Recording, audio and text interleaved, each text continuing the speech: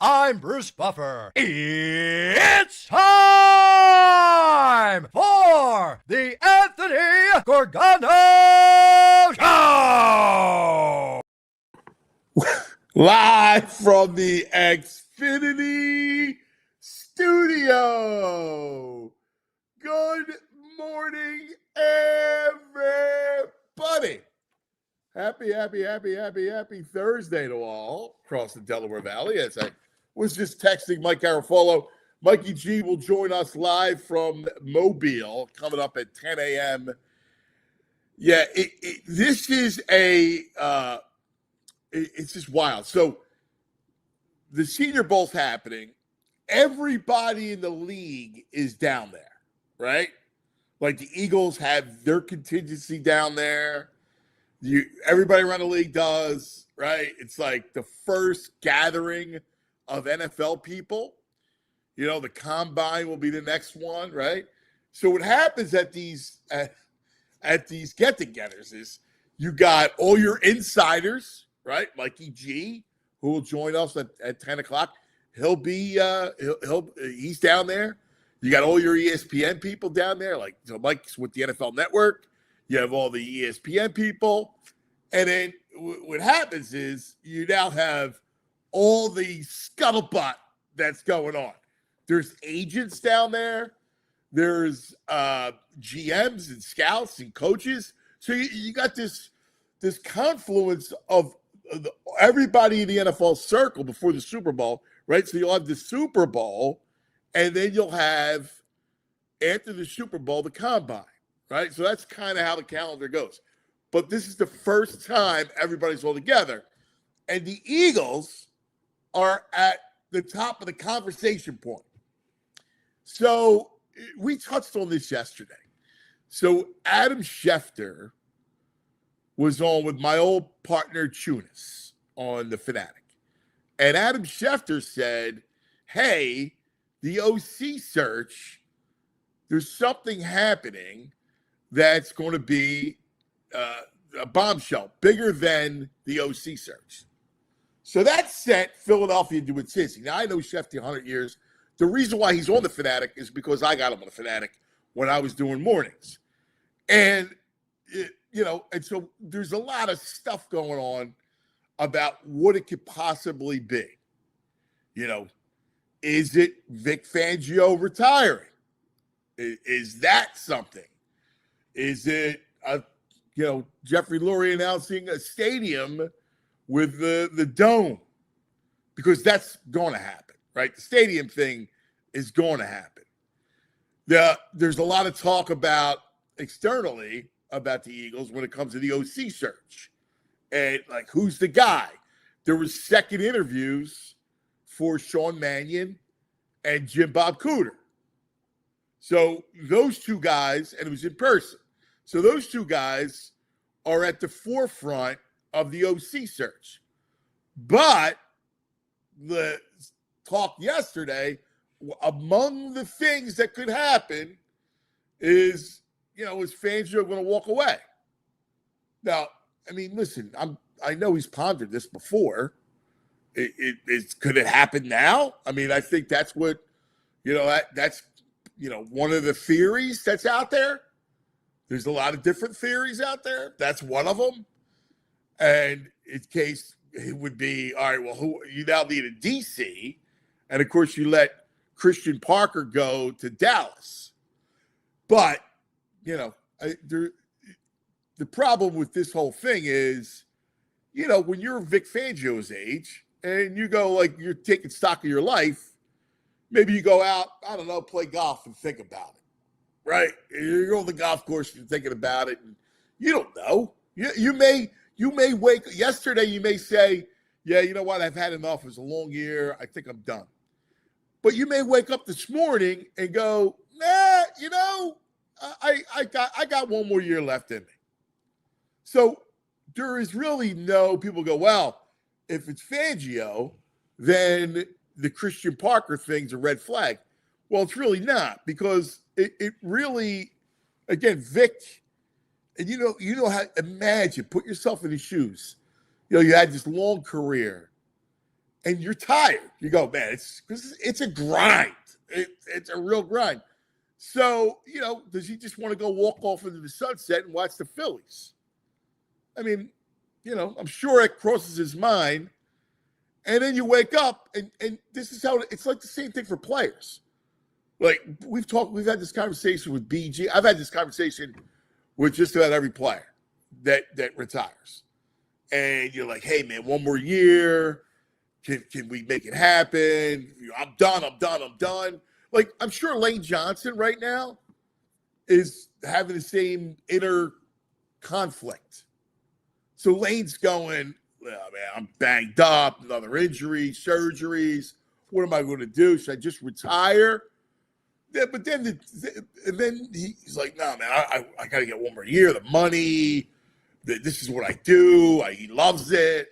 Right? So that's kind of your internal struggle with this sort of thing. But, I do think that the coaching piece of it is in flux. Look, Jeff McLean had a piece yesterday when it came to Jeff Stoutland and how he was replaced as the run game coordinator during the season, which I found interesting. Apparently, right now, that's still up in the air. He's going to be, obviously, he's going to remain the O-line coach. But a lot of O-line guys, a lot of O-line coaches are usually the run game coordinators. And he was that guy. And he reported right to the front office. And he was stripped of that. So that's another thing that's interesting. There's a lot in flux with this team. We'll see. Like, I don't want to overreact and go, oh, my God, the sky's falling. The truth of the matter is it's hard to stay on top. And this may be a slight dip before you're back as a contender. I don't think this is a rock bottom. I don't think this is a free fall, any of that stuff. They have real talent on both sides of the ball, especially on defense. You got answers you have tough questions to answer. AJ coming back, Lane, like, what are you doing? So you have some things to answer. There's still talent, but this could be one of those step back years. Goddard, like, you need two tight ends. This could be one of those. You step back, you're 9-8. And again, I don't know. I'm just reading the tea leaves. This says it's par for the course, but you could be 9-8 and then come back next year. It's starting to feel a little unsettling though. That's for sure. All right, lots to get to. We're gonna have you covered. Our great man Pat McLoone from the editor's desk will join us coming up at 9:20. Mike Garafolo, like I said, NFL Network at 10 o'clock. And then from ESPN, our man, Kevin Neghandi, who works with Schefter. So we got plenty to cover as Eagles drama unfolds. Good morning, VG. Like sands through the hourglass, these are the days of the birds. My God, like we just can't have an OC search. Now we got Stoutland getting stripped of duties. We got Vic might be thinking about retiring. This is out of control. This is the longest week ever. I'm going nuts this week. I'm just in the house too much. It's too cold. This is just bonkers this week. You got to be kidding me. They're the reigning Super Bowl champs. We should not have this much craziness going on. Joe 76. If Vic walks away, this is going to feel like a structure fire. Yes, I believe it. And the whole Christian Parker, like I don't think they want a first-time OC and a first-time DC in the same year. I mean, that's a lot to handle. I don't know. It's just... What is there already? The whole chatter is there because you know how the base is. There's two sides. So the one side is Vic's retiring on the internet, and the other side's like he's not retiring, because if he was retiring, he would have given the heads up, and Christian Parker would have been your defensive coordinator. They would not let him walk. But do they really want to walk in with a first-time defensive coordinator? I don't know. So that's not entirely true. Like, you could believe that if you want, but that's not entirely true. The decision is not up to the Eagles. The decision is up to Vic Fangio, and he's not going to inform them right after. You got to take stock and inventory. Like, if this is what we're talking about, he's got to take inventory himself. You got to give it proper time before this works, right? Like, I mean, let's be real. I mean, like Sammy, UK Sammy, one of our favorites. He says Vic would give 1 year, 100%, and let us nurture someone. That's the story out there. There's no way Uncle Vic's just going to leave. Again, you know, it's out there. Too much, right? Too much chatter out there about it. It's everywhere right now. It's out there, and you know, I mean, listen, he's had issues, not issues. He's pondered this before. This isn't new. Like, this isn't new that, you know, like he's pondered retirement before. But you got to think, like, from my perspective as the overreactive fan, they just came off a Super Bowl. Yeah, disappointing year, but it wasn't the defense that was the issue. You got so many young studs here. Why walk away from that? It seems like this is a cake job right now.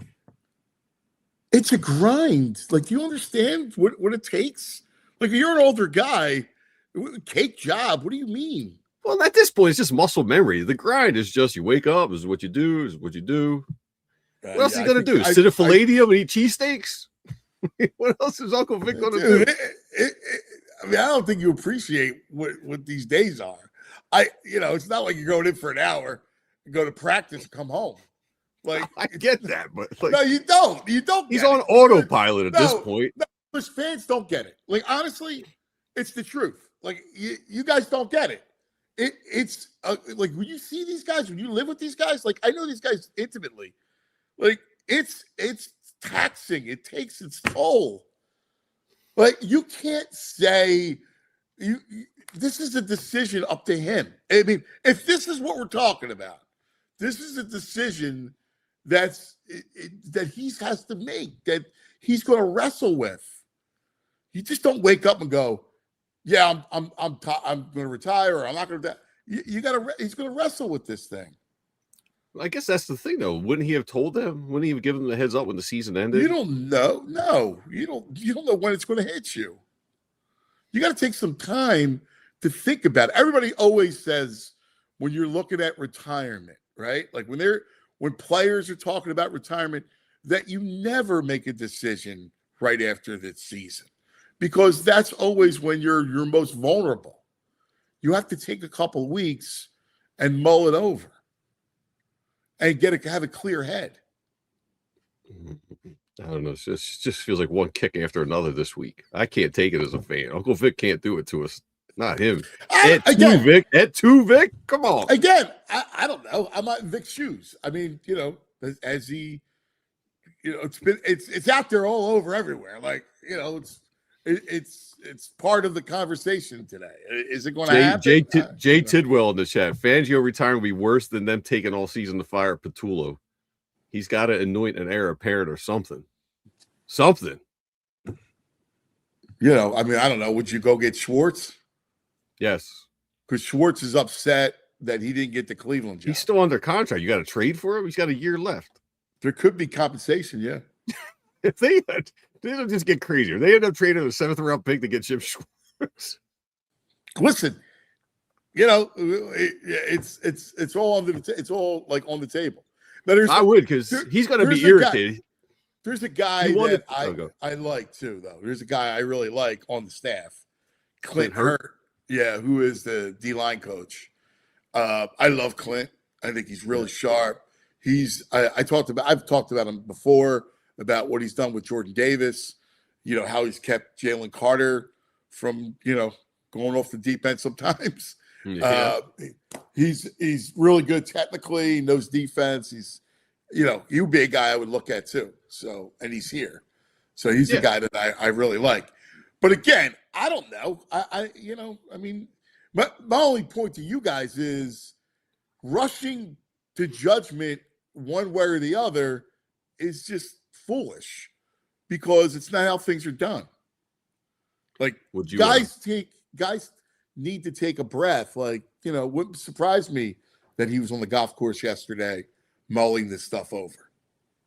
What about your boy Sean McDermott? No.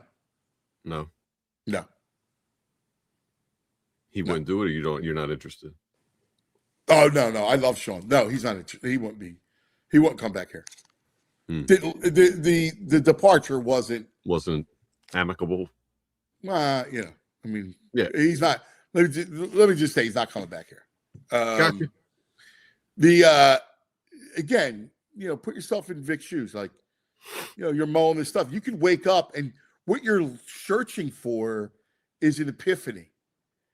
You're searching for, an answer. Like, what do I do? Do I do another year? I don't really feel like it, but do I do another year? Or it's like, I'm done, and I have to understand that I'm good with being done. Like, it's a big decision. Like, it's nobody's business but his. The reason why this feels seismic to me is that if Vic walks away, I would believe he doesn't really think they have a chance to win a Super Bowl next year. I feel like if he thought they had a shot, if he could get another bowl, if he had a legit shot to get another Super Bowl, he comes back. That's why it's bugging me a little bit more. I disagree with that.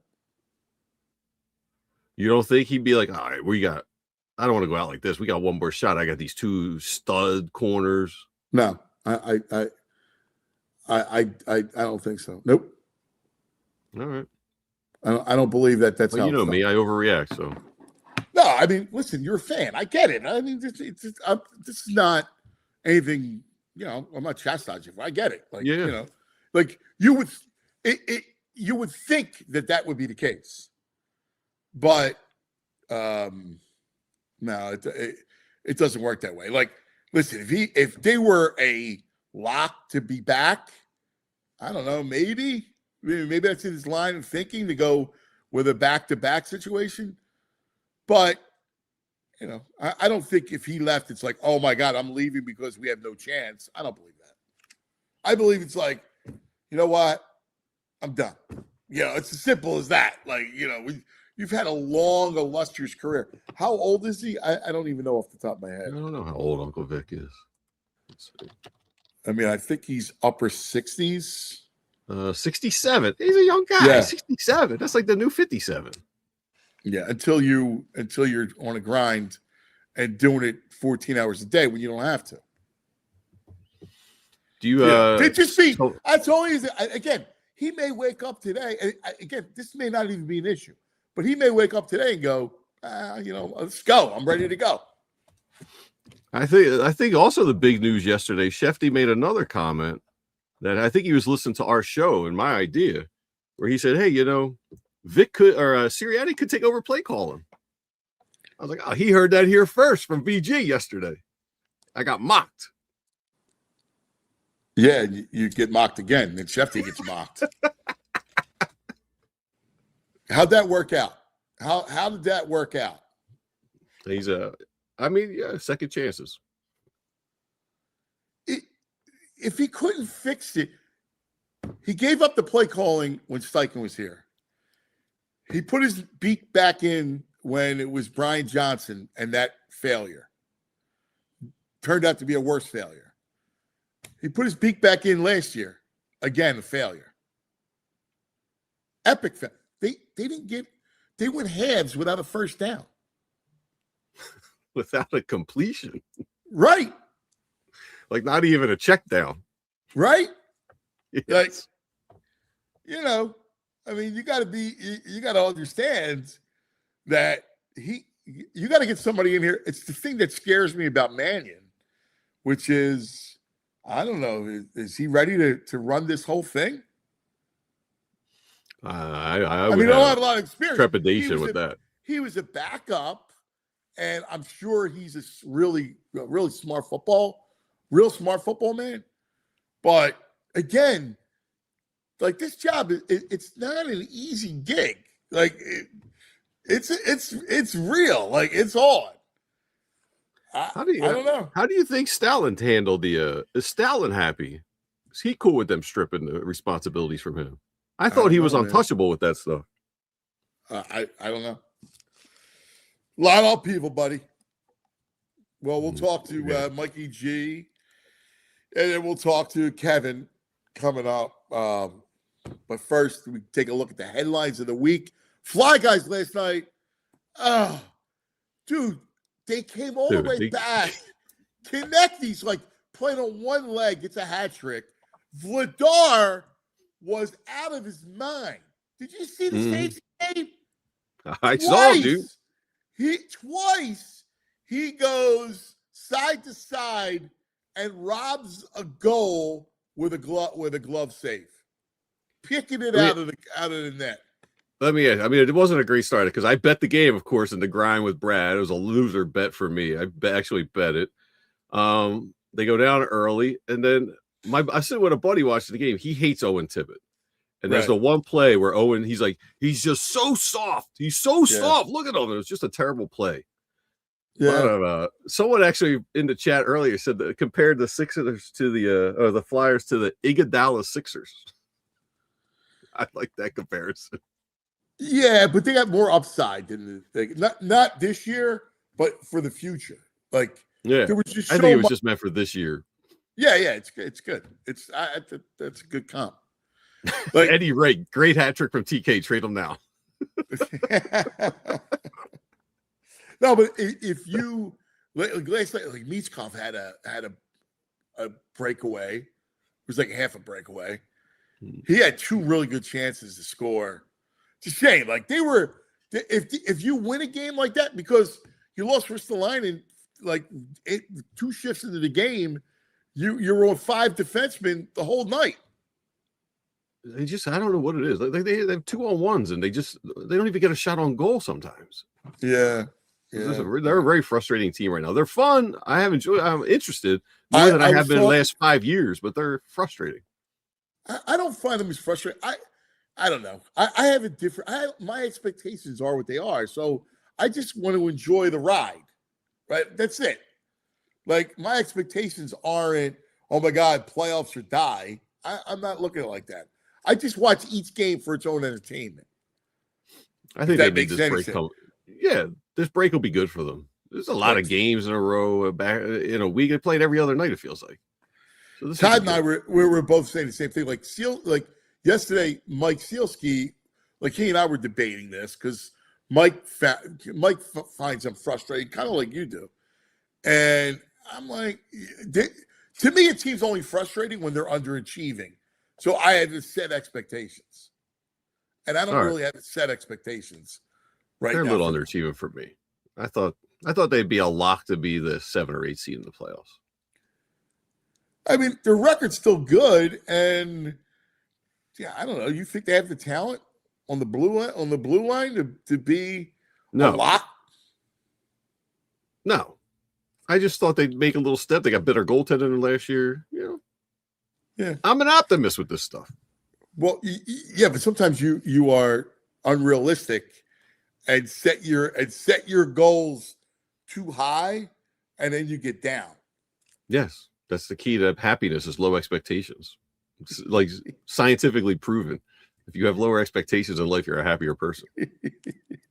All right. Lots to get to. We got Pat coming up. I need Pat today. This week stinks. I need Pat. Yeah, this week does stink. Let me tell you something, man. It's bad. This week sucks. It completely sucks. Mm-hmm. All right. Let's take care of some business. Let's talk about this is awesome. The Bet Parks Big Game Giveaway. That's right. A season ticket giveaway from Bet Parks, the sportsbook app that has you covered for the big game and every sport imaginable. All new and existing Bet Parks customers earn one entry to win season tickets on every $25 bet they make on the big game. So your big game wagers get you entries for a chance to win 2027 season tickets to your home state's pro football team. And that's for all Bet Parks new and existing users. So Pennsylvania, New Jersey, Maryland, Michigan. There you go. So you got Birds, you got the Black and Gold, you got the Ravens, you got the Lions, whatever you want. Yes, you can win 2027 season tickets. 50 Bet Parks users across all states will be randomly drawn to receive Bet Parks bonus. And one grand prize winner will get the season tickets. You got to be 21. BetParks.com has all the details. In PA, New Jersey, Maryland, Michigan, if you have a gambling problem, call 1-800-GAMBLERS. So my morning routine begins at Wawa. I think like most everybody else, but it's the greatest routine ever. It's the $5 breakfast deal, and it's a deal. You're talking about your sizzly. You want bacon, egg, and cheese. You want sausage, egg, and cheese. You want a bagel. You want a wrap. It's right there. Hash brown, coffee. All right, any size coffee. I'm a Wawa coffee fan. All right, whole thing just $5. And you can, if you want to switch it up, you want to go with the new caramel chocolate craze flavors. You want something different. You want a little sweetness to it. But anyway, you're in, you're out. You got enough fuel to actually get you going in the morning. You got meetings. You got stuff to do. Wawa is the fuel. 5 a.m. to 11 a.m. every day. Wawa.com. Limited time availability. Get fueled up at Wawa. All right. Now, joining us. We love him. He's the best. Philadelphia treasure. The editor. Pat McLoone on the Xfinity mobile call-in line. Good morning, Pat. Morning, Pat. Good morning, guys. Good morning, guys. And I am here to back up your thinking that this week sucks in a big way. Okay. Yep. And if you don't mind, before we get into it, I wanted to bring up something that is near and dear to VG and I. And that is, I just wanted to take a couple moments to talk about the passing of a young 43-year-old man named Dan McQuaid. And there is a picture of Dan there with his flowing hair, not with a care in the world, even when he was sick. But I certainly have a lot of faults. You guys have less than me. But collectively, we do have one thing we're always good at, and that is that the three of us can detect pure Philly from Fugazi Philly like no one else. I think we all get it at a degree. And no one really captured what living in Philadelphia and what was purely Philadelphian like Dan. VG be able to, at the end of this, bring up other examples, but the one that strikes me that's getting a lot of play was that Dan actually took the Rocky movie and broke down every area that he ran and then measured how far Rocky ran in that movie. And it turned out that the Rocky route was over 30 miles, which would be a hell of a feat for a boxer. But Dan passed, and it doubly hits because it hits the Daily News home, because Dan's father, Drew, was like backbone of inside at the Daily News. Drew took over running the night operation from Caesar Alsop. And how's this for fitting, Anthony? Drew really got everything done and gave me peace of mind or whatever. So when the Eagles were making their Super Bowl run to their first win, Drew had taken the buyout and had been gone for about 6 to 8 months. And it dawned on me how overwhelming it was going to be to chronicle the first Super Bowl win ever for the Eagles in 2 newspapers. So I asked Drew to come out of retirement. And he did. He came out of retirement for that Super Bowl week to lay out the paper. And he laid out the Daily News and did yeoman's work on the night that the Eagles won their first Super Bowl. Literally the last night of the man's work.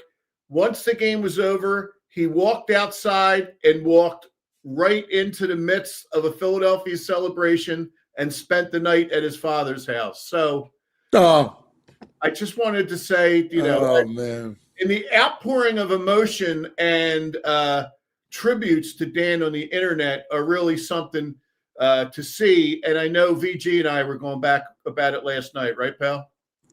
Yeah, I mean, Dan was, I don't even know if I'd be here if it wasn't for Dan, because I was busy writing books and other things, and I didn't know you could write about a town like Philly, like Dan wrote about, and his voice. And just his perception, his love. He found things that people may take about Philly and make fun of, the fans acting crazy, and he did it with like adoration of them. And I mean, for me, Johnny Doc's house gets raided, his offices get raided, and his bar gets raided, and he's outside in a pair of khaki shorts with a dress button-down shirt and a Sixers hat. And we all see the picture, and Dan figures, I can recreate this look. It almost does a fashion breakdown of how to recreate Johnny Doc's house raid attire. And he's got a picture of him, like, who wore it better. How many times did we do Wildwood Boardwalk? He would just look around and he's like, oh, every September he would put together a collection of the best t-shirts on the Wildwood Boardwalk because they were always outlandish and ridiculous. Yeah. He just had an eye and an observation and just a love for Philly that, I don't know. I've never seen anything like it. Him and I had talked often about trying to do a podcast. It's a huge regret I have now that we never made it happen. And I don't know. This one really hurts. There's a generation of Philly writers from the year 2000 on, and he's a huge inspiration for them all. And he feels like the Jack Kerouac of that group, just heads and tails better than anybody.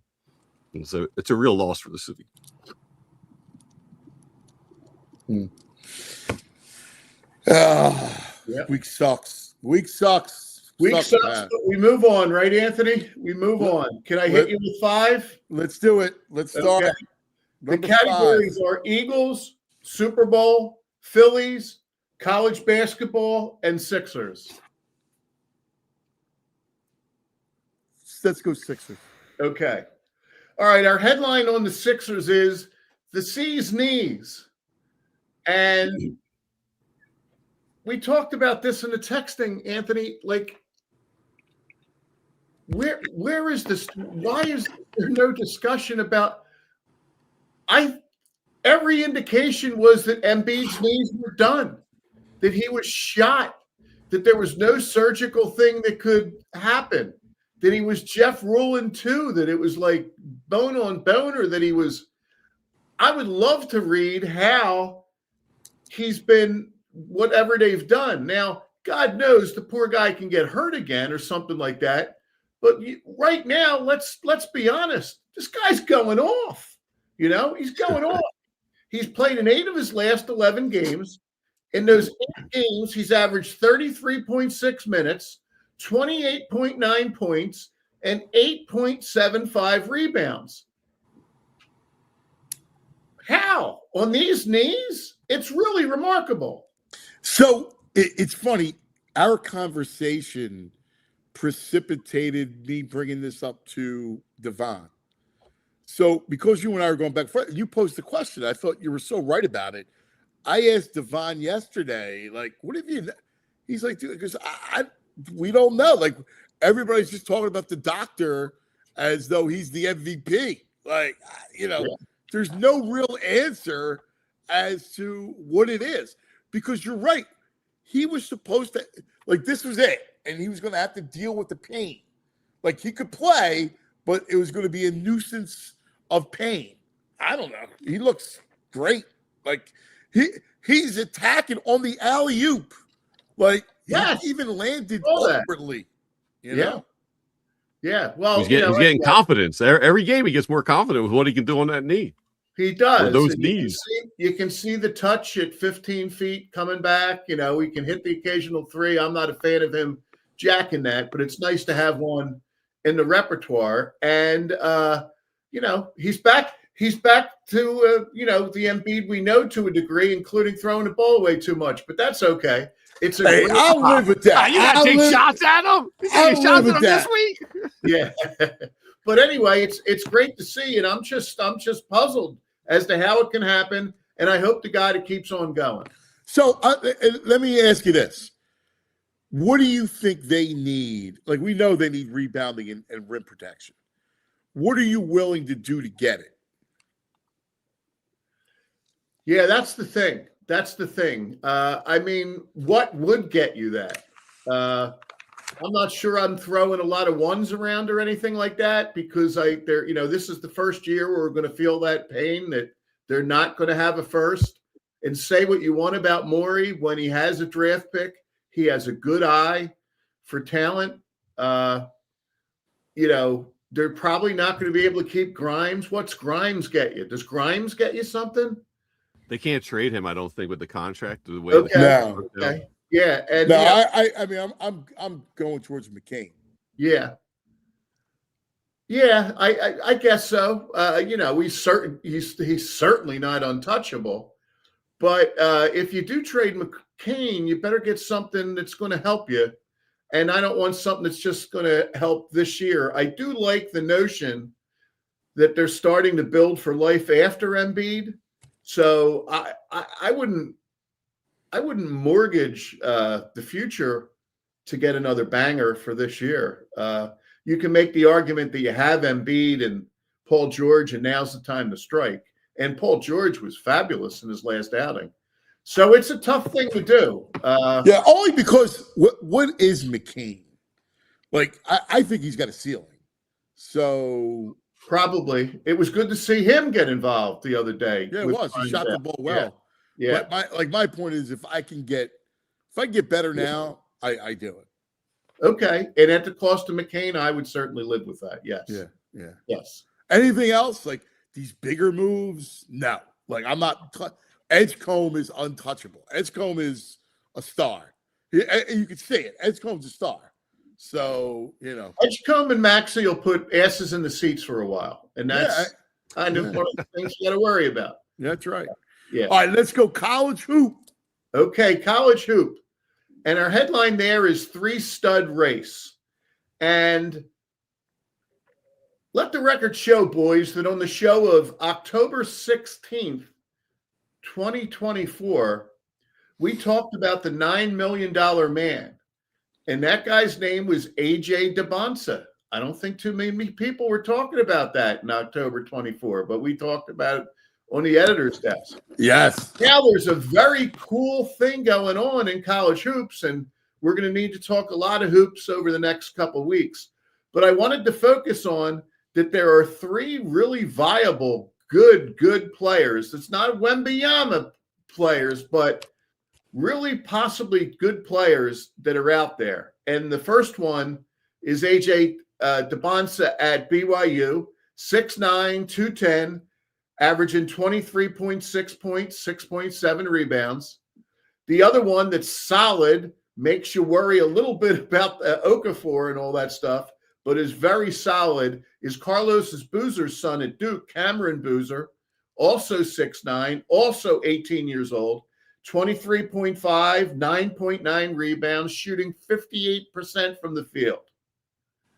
And the third one is the real wild card because he's been hurt a lot this year. But there are some people that would tell you the best of the 3 is Darren Peterson at Kansas. 6'6", 205, more of a 2-guard. The other guys project as 3s. He's only played 10 games, averages 22 points, 4.6 rebounds.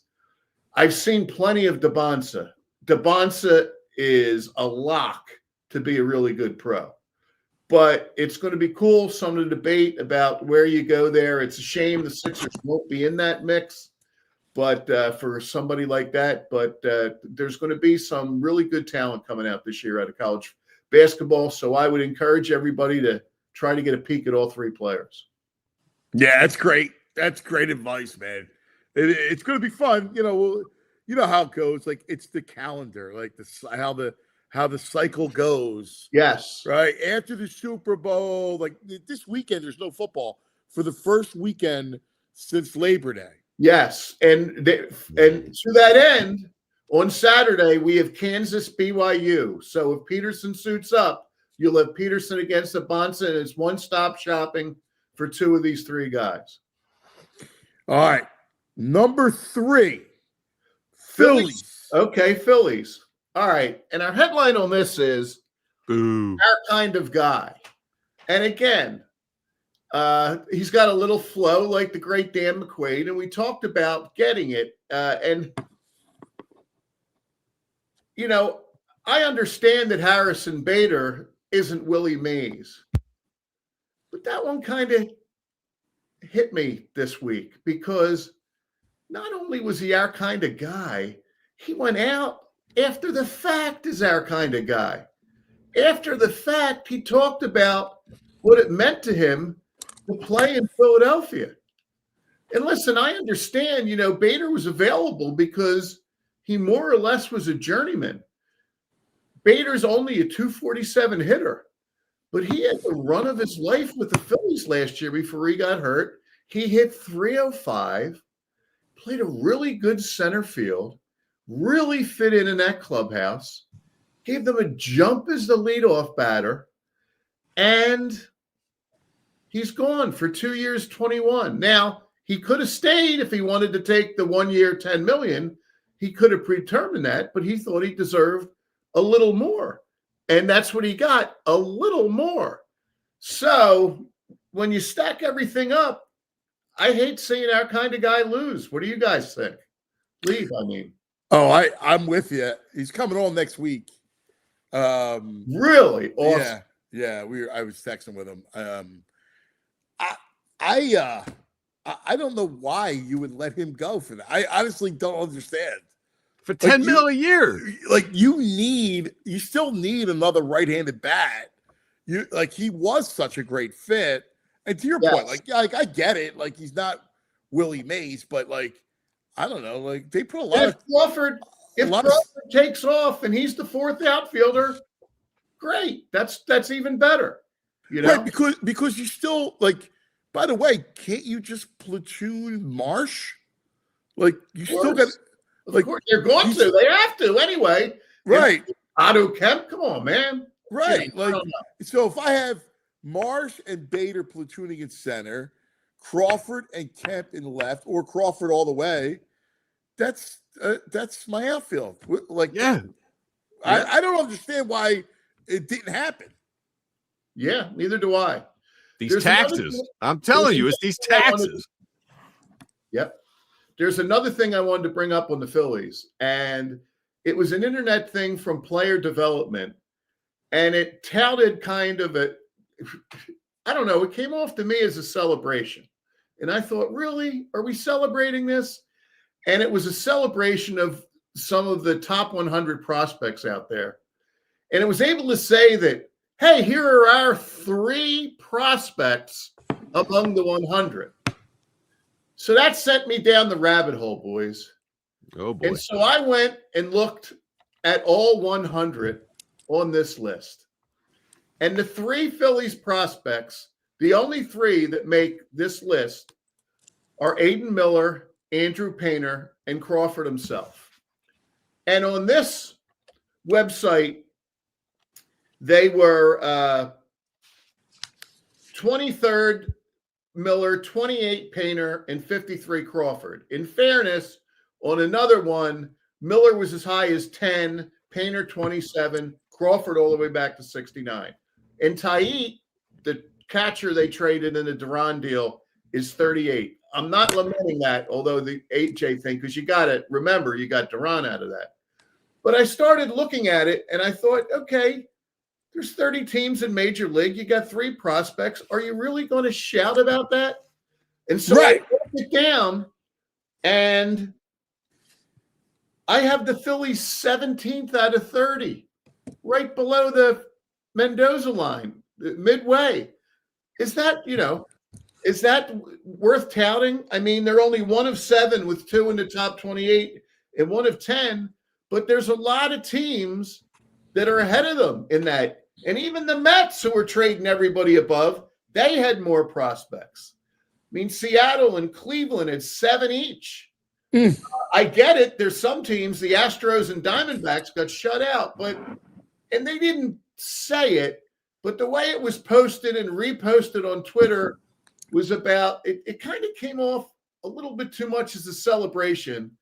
And I'm not sure that farm system is to be celebrated, at least not yet. I agree. And here's another thing I'm worried about. Painter, for what he was, for us, what he was believed to be, that's kind of low, 28. Yes. And I'm sure he's dropped, Anthony. Rough season. Last year he was top 10. Well, no, exactly. And that's my point. That, I get it. You're coming off of the Tommy John. You're coming off a major injury. Usually it's 2 years. But the fact that he's dipped that low, like he's supposed to be a top 10 prospect. Yes. And, then they're all of a sudden just concerned about whether or not what he's going to reach. I mean, I don't know. It's scary. I need Painter to pan out.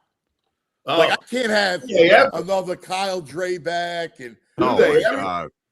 Go through them all, right? All the misses that we heard about forever and ever and ever. You can't trade Spencer Howard. Can't do it. Can't trade Spencer Howard.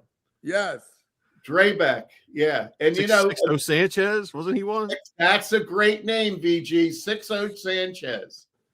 Sixto, man. He went to the Marlins in the trade. Boy, they need Painter. I think this reliance that Wheeler's going to come back as he was, the odds are not great that he bounces back like that. Let's hope he does. And he's certainly not going to come back until at least May or June. So, it's all built on the pitching, but that pitching is predicated on Painter being able to take that ball and do a good job every 5 days. Yeah, man. That's a big deal. They need him, man. They need him. Yeah. Oh. I will say, I did see one list that had Arun Escobar, the second baseman, in the top 100 too. Oh, good. Good. I kept looking for that. I looked at 3 and didn't see it, but that's good, VG. Yeah. Yeah. What's he projecting? Like his game? Arun Escobar? Yeah. Yeah. I mean, it's just second baseman. He's a right-handed bat. I think he hit last year. No, but what kind of power? Oh, I think he had 14 or 15 zingers last year. Pretty decent power. Let me see. Sprays the ball. Yeah. I'm looking for a scout report. And remember, here you go. On base percentage 361, 15 home runs, 24 stolen bases, 270. And remember, the young guy from Monsignor Bonner is number 2 in that Tigers. That's crazy. In that Tigers farm. That's system. my boy. Number 2 overall. Yep. Absolutely. He played Kevin McGonigal. Yes. Played ball with my godson, Sammy Benvignotti. Oh, okay. Okay. Yeah, goes back to the Middletown Aston Little League. Oh, wow. Yeah. Yeah. My youngest, who's older than him, of course, a Bonner guy, was at Rolling Hill over the holidays, just in the bar with some friends, and got to meet him and said he couldn't have been a nicer guy. He's a great kid. The father's a great guy. Yeah, they're good people. Yes. Our people. Yep, absolutely. All So right. have a little Super Bowl before the Eagles, and I know you're going to have plenty of that next week, but just a little taste. All right? And the headline on that is muted matchup. And what I would like to say here, boys, is let's think of a pie chart. And I want the two of you to break down your pie chart with percentages. For what percent of this viewing area and the people we love, what percent will be for the Seahawks? What percent will be for the Patriots? And what percent really doesn't care? All right. I will go 85% Seahawks, 10% or 12% I don't care, and 3% Drake May. I can't improve on that. I love it. Yeah, I'm right with you there. I'm right. I'm pretty much the same. There's very few Patriot fans. You sliced the pie wonderfully there, Anthony. That's the thing. I mean, honest to God, at least we have a team that we hate the helmet, hate the face, hate the helmet. Yes. Yes, an HH. That's right. Yes. Hate the helmet. You're right on. It's the Patriots. Hate the owner. Boston. There's no way in the world I want to see them win. I like Vrabel. I like Drake May. All right. I like Vrabel too. Yeah. I like Christian Gonzalez. I like their team. I really do. I want them to lose. I'm actively rooting Seattle. And by the way, you have summed up their entire Pro Bowl roster there.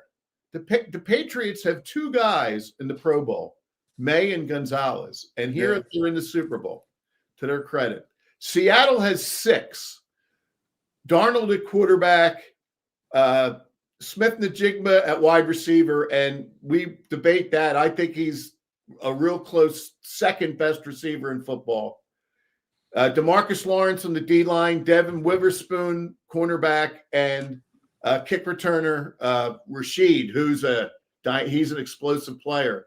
What a trade deadline acquisition that was. Yeah. You know what's interesting? I kept waiting for them to include him in the offense more.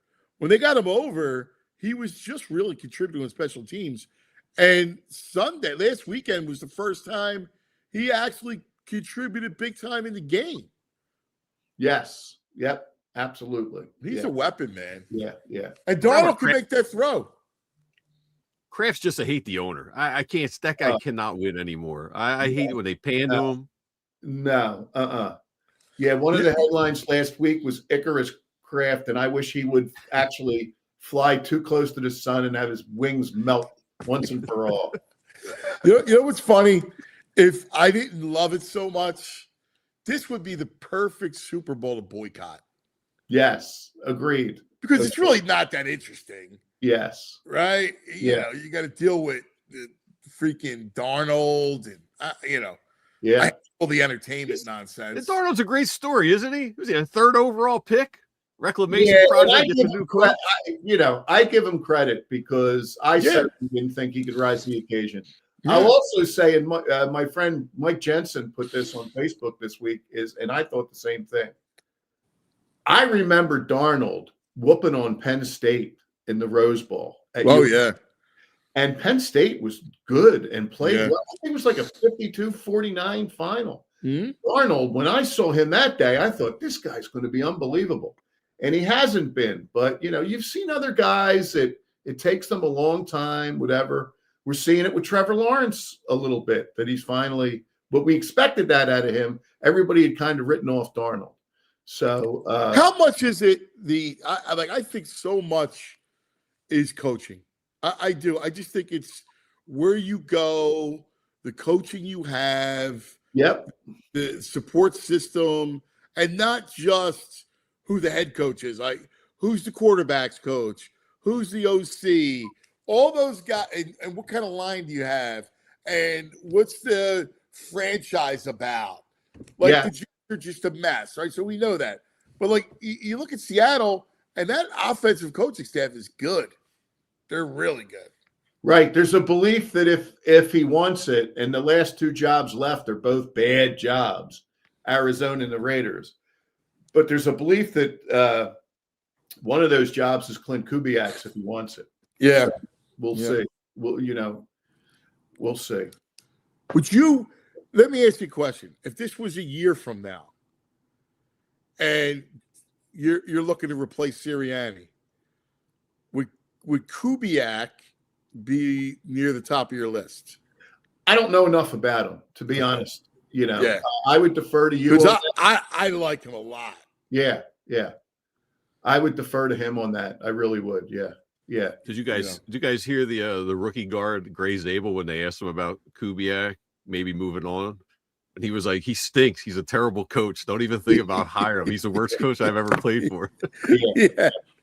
That was a cool draft pick they made. They drafted a guard in the first round from a smaller school, and Zabel's doing great. He's a stud. And that's I think that's going to have to be the future for the Eagles, is refeeding the beast at offensive line. Agreed. Yeah. Agreed.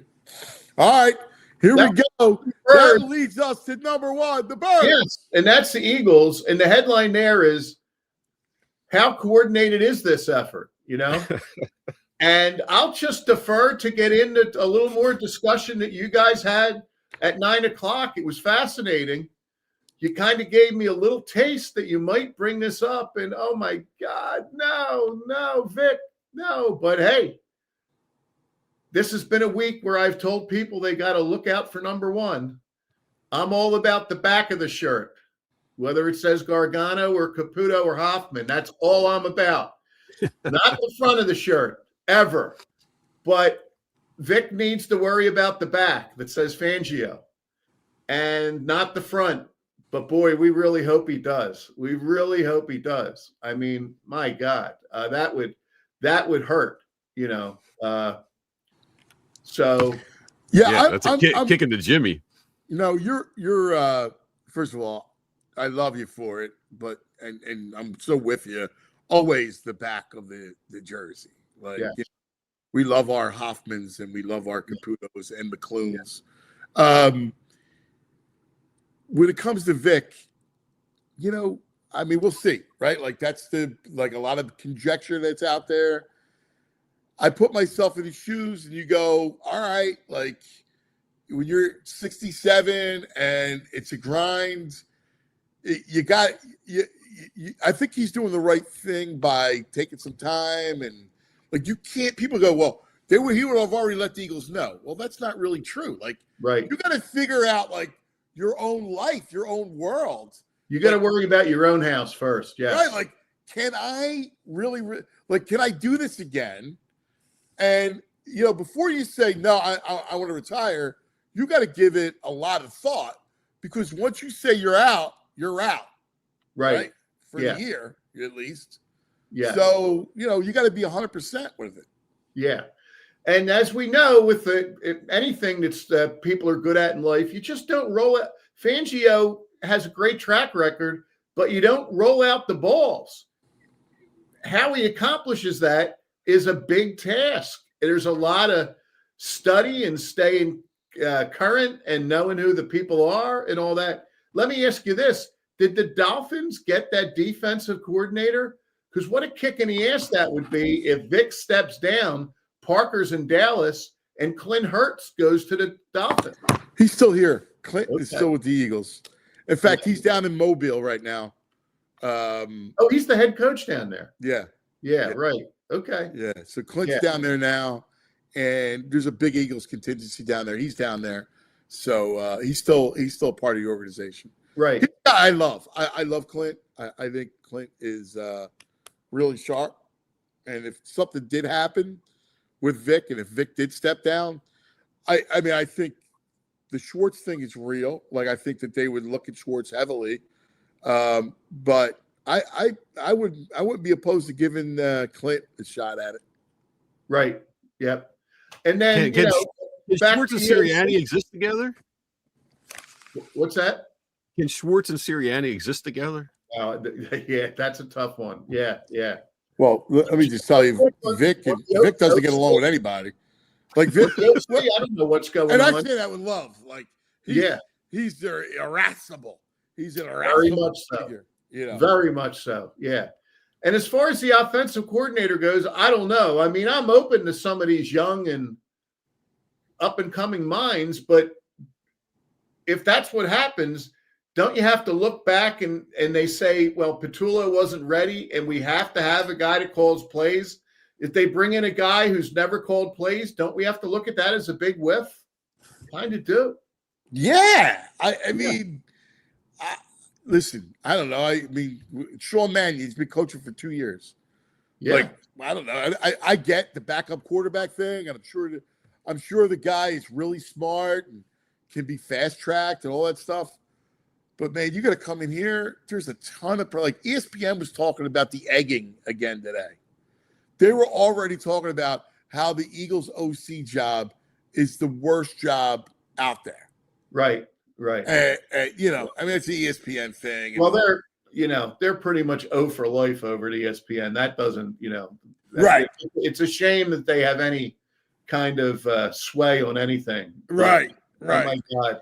The stuff they talk about, it's only 10 days away before they spend 90 minutes about, is this the Cowboys Super Bowl year next year? That's coming. That's coming. Yeah. Yes. Yeah. Yes. It's already started. I saw it somewhere about the way too early NFC East projections. And it's not the Giants and it's not the Eagles. It's the Cowboys. Yes. Yep. Only a matter. Like, what are we talking about, man? Yep. Oh my God. But anyway, don't you want a guy that's going to come in here and, that you got faith in, that can walk into a room? Like, how many coordinators Jalen going to have? And if you're Jalen, right? You look around, you go, dude, this guy going to tell me that? Yeah, and he's at a state in his career where it's not good if he's got somebody that's learning on the job talking to him. Right.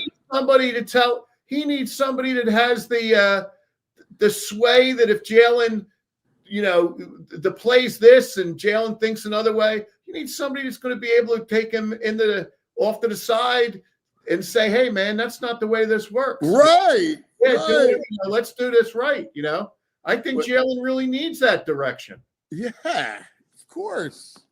He's got to get somebody get back on him. Like you get back to work and fundamentals. I mean, that's what happens when you have a down year. You go back at it and you start from the beginning, right? Like you start with fundamentals and you work from there. Like that's what happens. Like, all right, let's get back to where we were. And so what do? You strip all the nonsense and then you work your way back into it. Yep. But you need a good coach for that. Like a real good coach. I don't know, dude. I feel yeah. Oh boy. Yep. No. At least he's called plays. He knows quarterbacks. I don't know. He's worked with Mahomes. Got a little bit of credit. Yeah. Oh, Pat. Oh, just awful. Awful stuff this week. Yep. I just need this drama to end. Yes. Yeah, too much drama. It never ends. Yeah. Too much unrest. Too many corporations that don't know what they're doing. It's tough out there. It is. Yep. It is. Amen, brother. We love you, man. Okay. Pal. All right, guys. See you now. The great Pat McLoone on the Comcast Business Hotline. Mikey G is coming up next. So we'll talk to Mike Garafolo. And he's in the middle of the Senior Bowl Mobile. So, he has the pulse of everything going on. I'm texting a million people yesterday, and, they're all down there. Do you wish you were down there? I do. Yeah, I mean, it's got to be 10 degrees warmer at least. Not even for the weather. I just want to be. I feel like I want to be at practice. I wish I was down there. Yeah, I'm curious to see where Mikey's at. Is he at the hotel? Is he out on the scene? What's he looking like? He always dresses well. I'm curious about all the stuff when Mikey G pops up. The stuff that you are interested in is you and I are so different. It's really we think differently. Come on, man. We're yin and yang. Yeah. No. Yeah. I love it. I'm your Yoko Ono. You're John Lennon. I'm Yoko Ono. Let's take a break. Right. T.O., baby. Let's talk about our friends. I need a timeout after that one. Yoko Ono. Talentless.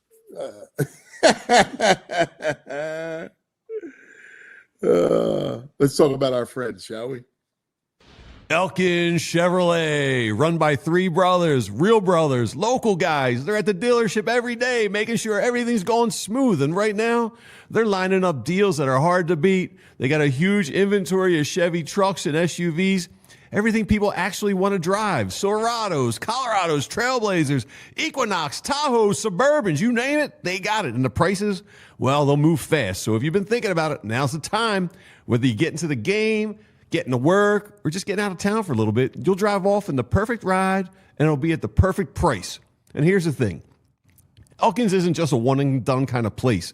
These are the guys you go back to again and again because they treat you right, no runaround, no games, just real people, real deals. Elkins Chevrolet, they're real brothers, real deals, and a whole lot of honking good service going on. It's Route 73 south of Marlton, real easy to get to, right over the bridge. And you know what we say, together, let's drive.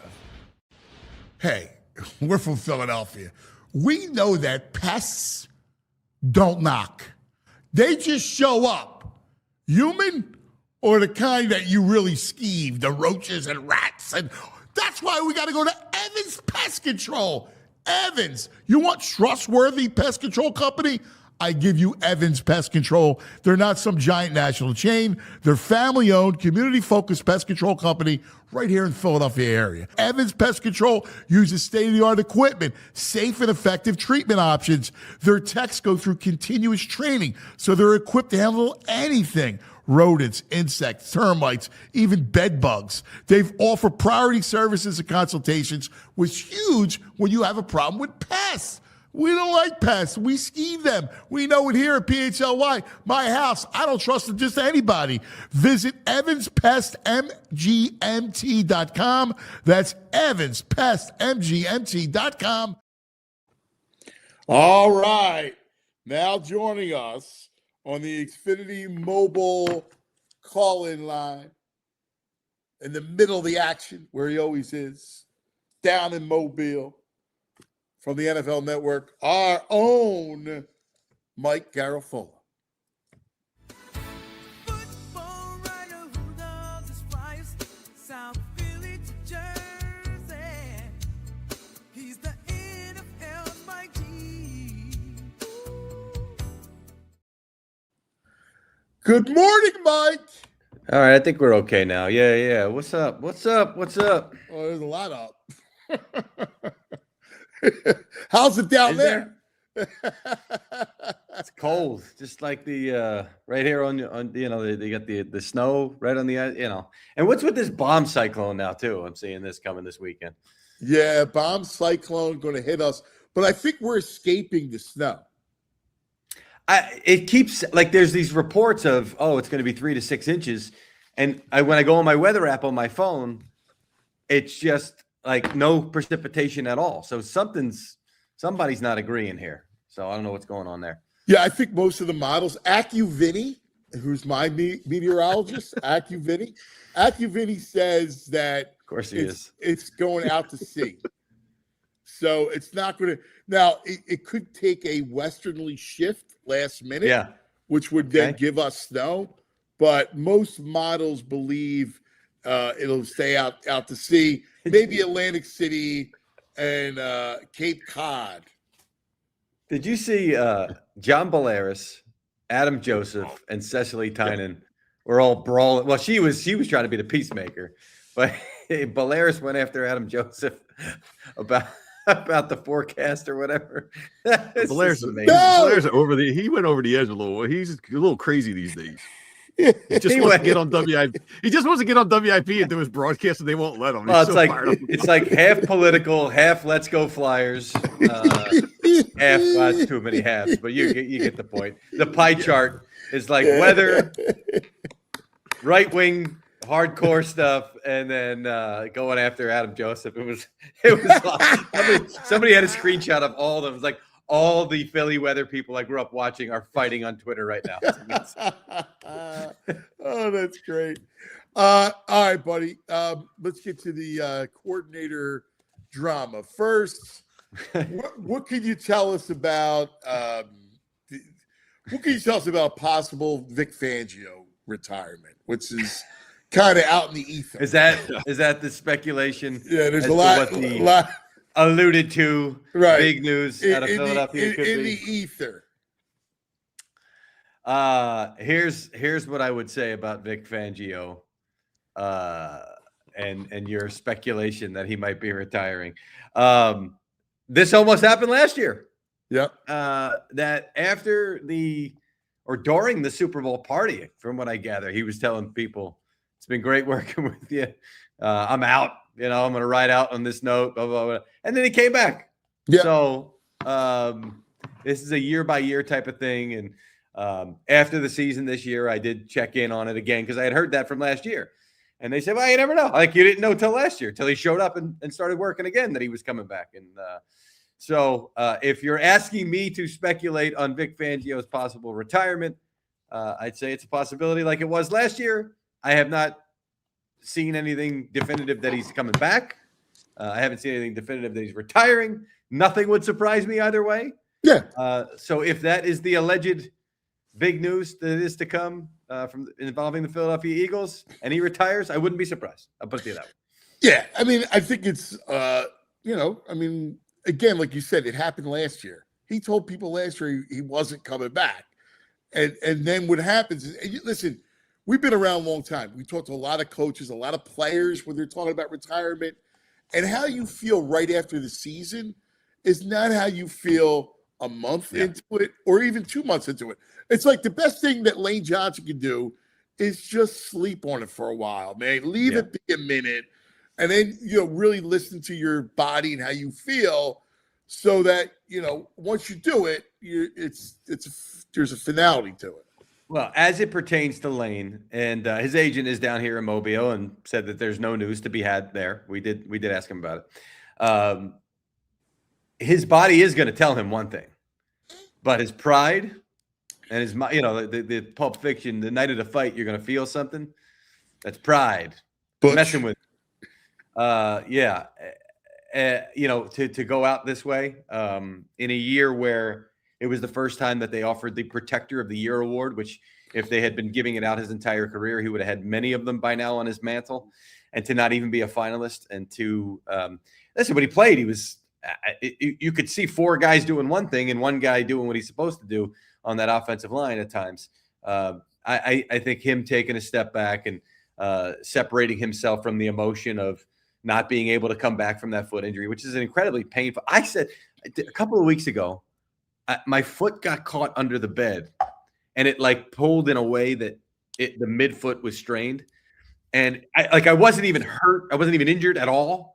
It hurt so bad. And I explained it to a doctor that I know what had happened. He goes, well, that's how you wind up tearing. And I was like, and I didn't even remotely tear anything. So to me, to think of that pain that I felt 50x or 100x or whatever it is, it's an incredibly painful injury. And if he couldn't come back from it, that tells you exactly what kind of an injury you're dealing with there. So I do think him taking a step back, separating himself, if he's back and playing again next year, would not surprise me a little bit. No, and listen, he's getting married, and again, the check is another thing too. Guys, that's real. Like guys go, I only have a finite amount of time.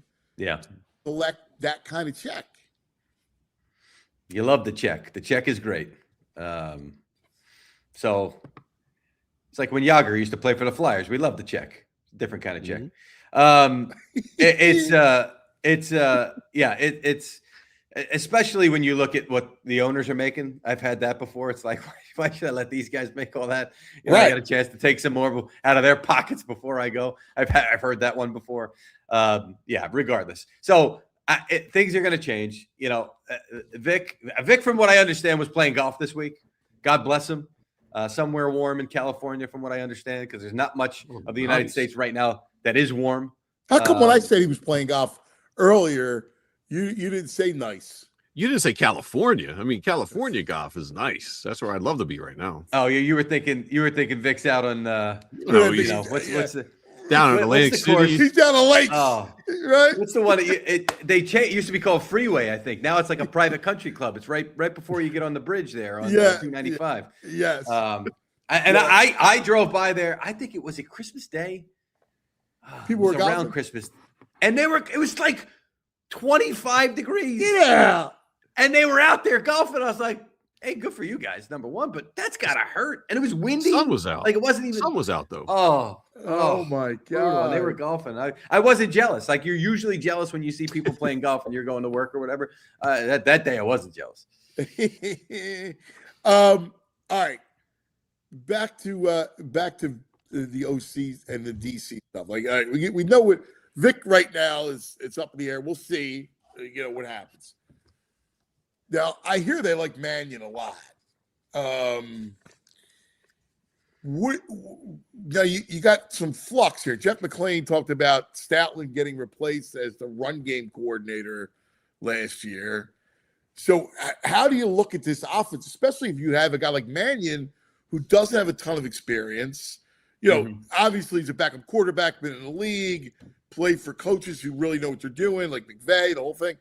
But like being an OC is a lot more than it's a big job, right? Especially here. How does this thing work? It's an interesting situation because you've got a head coach that's got a philosophy that the front office definitely wants to get away from. You've got a run game coordinator that, or an offensive line coach in Jeff Stoutland, who's been doing things a certain way, and it was effective when you were blowing guys off the ball the way that the offensive line was last year, and not so much this year. And you're not going to get to hire a full staff in the way that if you're assembling as a new head coach, you hire a coordinator. But Tennessee right now, Brian Dable's bringing in his quarterbacks coach that he's worked with since 2017 in Alabama and followed him to Buffalo and the Giants and now to Tennessee. This is not going to be that kind of a thing. You've got a staff sort of in place. So that's got to be a big part of the process and why it has to be more deliberate right now to make sure that what they want to do schematically fits with who you have on staff, what your personnel is right now. And there's different styles of guys that are coming in here. I mean, Gerard Johnson coming in today, he's going to interview for them today versus what Sean Mannion wants to do. And if you're talking about Mannion, a former quarterback who's been a quarterback's coach, I mean, obviously he understands run concepts, having played in the league and coached the last couple of years, but that's not his forte, right? So you're going to have to lean more on what Stoutland wants to do and what the run game has been when it's been successful in recent years. So there's a lot of moving parts here that need to come together. You're seeing the names that are coming in right now. It's not skins on the wall kind of guy. Those ships have sailed. And I'll reiterate this with you. My understanding is Dable had really good conversations with the Eagles, and minus the Titans may have said, yeah, I'm going to go take this job in Philly and go run with it. But Tennessee just had so much that he really liked. In addition to draft picks and cap space and the ability to build there. You're at the point now. I mean, we talked about this, brother. Like, the issue about this gig is, man, you got a head coach that doesn't have a ton of runway guaranteed, right? Like, when you're especially when you compare it to a fresh start like Tennessee, right? Like, or the Giants, right? Or like when you go there, there's like, you're going to be there for 3 to 5 years at least, right? You come here, I mean, who knows? It could blow up after 1 year. Yeah. And I think if you're Mannion, like let's look at Mannion here. Hold on, I gotta put this tweet out there. You tweeting live while you're on with us? Yeah, I am. I got some Ravens. There you go. It's Randy Brown. Your guy Randy Brown. He's staying with the Baltimore Ravens. Kicking coordinator. He was the kicking consultant for most of the tenure, and then they gave him an elevated title the last couple of years, senior special teams coach. So he was a kicking consultant with the Eagles in 2004-05, and then 2008 went to the Ravens. While he was also the mayor of Marlton. Yeah. Multitasking. So if you're Sean Mannion or even Johnson, right? Like Gerard Johnson's a quarterback's coach for a team where the quarterback isn't playing well. And that's not a knock on Gerard at all, by the way. Just the quarterback didn't play well late last season. Yeah. This is your springboard, right? And if it doesn't work out, like if it doesn't go well for those guys, they're gone. Nick's maybe gone as well, right? Like everything's sort of, and then you're resetting, but you're so early in your career and you're an offensive guy. It's a lot harder for defensive guys, but you're so early in your career that you could reset versus let's take Dable as an example. Head coach doesn't go well. You get fired. Now, if you become an offensive coordinator and it doesn't go well, that's the double whammy sliding down the slope. You got a lot more to lose than these other guys do at this point. So the Eagles have to dip into that pool right now. I mean, Jim Bob Cooter's got a little bit more, which I honestly like. Jim Bob Cooter to me feels like he's been around forever, and he's still in his 30s. He's still young. He's still in his 30s. The pool that they're in right now. He's like when I saw maybe 41. Yeah, I think he's 41. I'm like, he's been around forever, and he's only. Yeah, you know what? I don't know Mannion. I mean, I know of him. I know here. But I think Jim Bob Cooter would be the guy to go with, because here's the thing. You're walking into this gig, like whoever they get needs to be able to differentiate from Sirianni. They need to be able to they're the director of the offense. It's their production.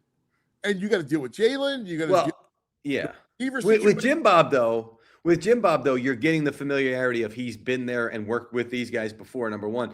And number two, he's been with Steichen. There's a lot of cross communication. Yeah. Alignment. Yeah, well, there's lot also a lot of alignment.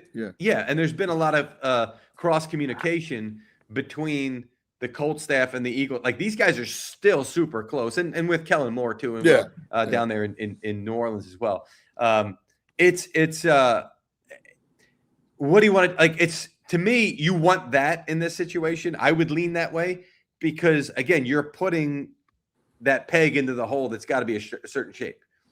You're not going to reset at this point. You're not going to bring it. So that's the way that I would go if I were them. And it would wind up being Jim Bob Cooter because at least you're getting that familiarity and you got to kind of lean into that where you are right now. We'll see what they wind up doing. And I think he can be more of a stronger voice. Man, it's tough, man. You come into that to Hornets Nest.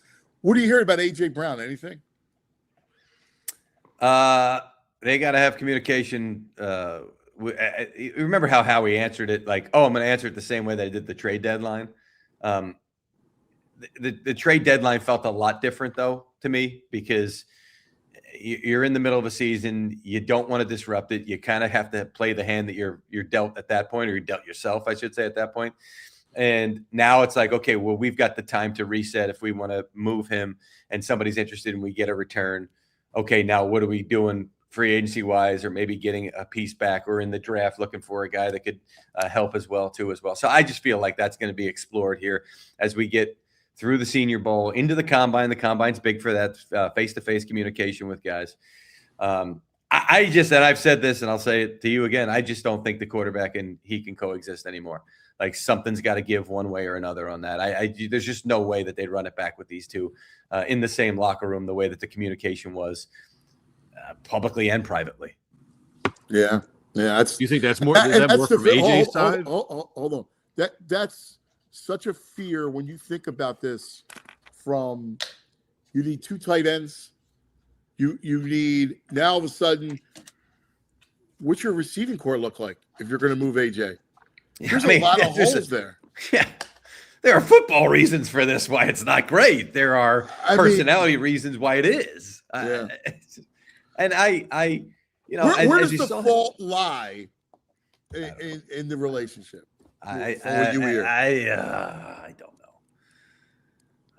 I think you do. I think you do. No, I don't because I've heard it both ways, right? Yeah. I've heard it from both corners. Let me vouch for Mike because I've heard it both ways. I said, let me vouch for Mike because I've heard it both ways too. I have heard that Jalen has put in way more effort than he usually does with people because he's a very prideful guy, and something happens or something said and he holds on to it. The screen on his phone of him walking through the confetti when they lost to the Chiefs. It's always who he is. That's how he feels himself. And so when it comes from somebody that you believe you're close to, you feel a certain way. You have a hard time letting go of it. And from my understanding, people that know him say that he has done a better job trying to move past that stuff than he's ever done with anybody else.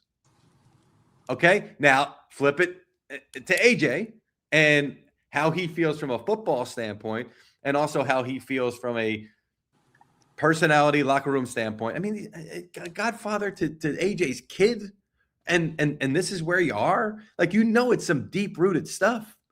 I don't know. Sometimes I feel very uncomfortable even having these conversations with people. Now, I know it affects the game, and so that's what I do, and I sort of have to. But then you start to hear some of the personal stuff that's going on, and you're like, I know. I get uncomfortable with. Yeah, I get squeezed with it. I have decided to become godfather to Connie's baby, and on the day of the christening, I will settle all family business. I mean, dude, I feel you. I feel you on all this stuff. And then he makes the kid an orphan. It's like right. It's the kind of stuff you see in movies. Exactly. It's the truth, man. It really is. Mike, is there any of AJ's discontent with like the scheme and the system and Nick being so conservative? It all ties back to Jalen when he is, from what I heard, like that's where he understands why they're a certain way. And I don't want to, the guy won Super Bowl MVP candidate last year. He's not incapable. I mean, we're gonna go back down the road, and we're doing it's a never-ending debate conversation. I know. And they sort of are where they are right now. And so when I say the quarterback and the wide receiver can't coexist, we go, okay, AJ's gonna be traded. Well, the other side of that is, can you move the quarterback? Right. How that's like, and I know how he's escaped from a lot of situations that other general managers would have struggled with. How in the world do you do that? How? The only way they would do something like that is if it was like a huge splash. I don't know, like Burrow, like something along those lines, where it's like one of those, hey, maybe both sides want to just kind of change things up. That would be the only way, and that's just And how many of those do you got? No, that's what I'm saying. You mentioned Burrow. That's a blue thing. The one team that I have, just me personally, and I've said this to people, I feel like the Jets, like you could push it off on the Jets, right? And they've got the draft capital, and the quarterback class didn't wind up happening the way that they thought it was going to happen. And are they willing to wait a year? Because you could see the head coach fired if they struggle again, if they want to wait for next year's class, versus you can give them something now. The problem is it's not a Burrow getting a guy type back. Right. And now you got to go. You got to go. Now you got to go bridge quarterback. Yeah. Right. Now you got to go bridge quarterback if you're the Eagles, which is not great. No. And here's the problem, right?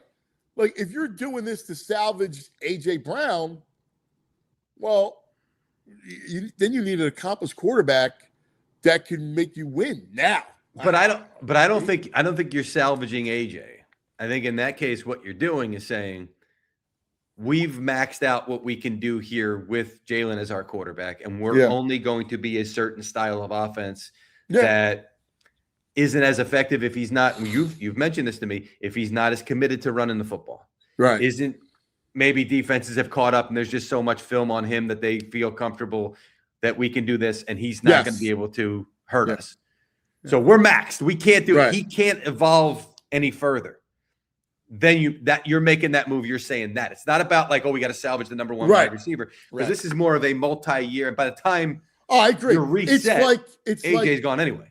Right. I completely agree. And this would be like, and I don't think it's apples to apples. All right. But this would be like Andy moving on from McNabb. Right. When Andy, everybody went, oh my God, you traded Donovan in the division to Washington. Remember how seismic that was? Yep. And I remember Andy. Now, I don't believe that Jalen is McNabb. So I don't believe it's apples to apples. But I remember talking to Andy the day, it was like Easter Sunday.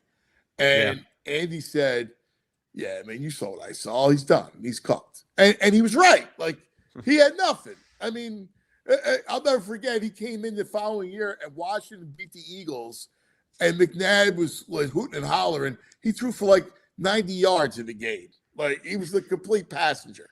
But I don't think Jalen's got a lot more left than I think Donovan had at that stage.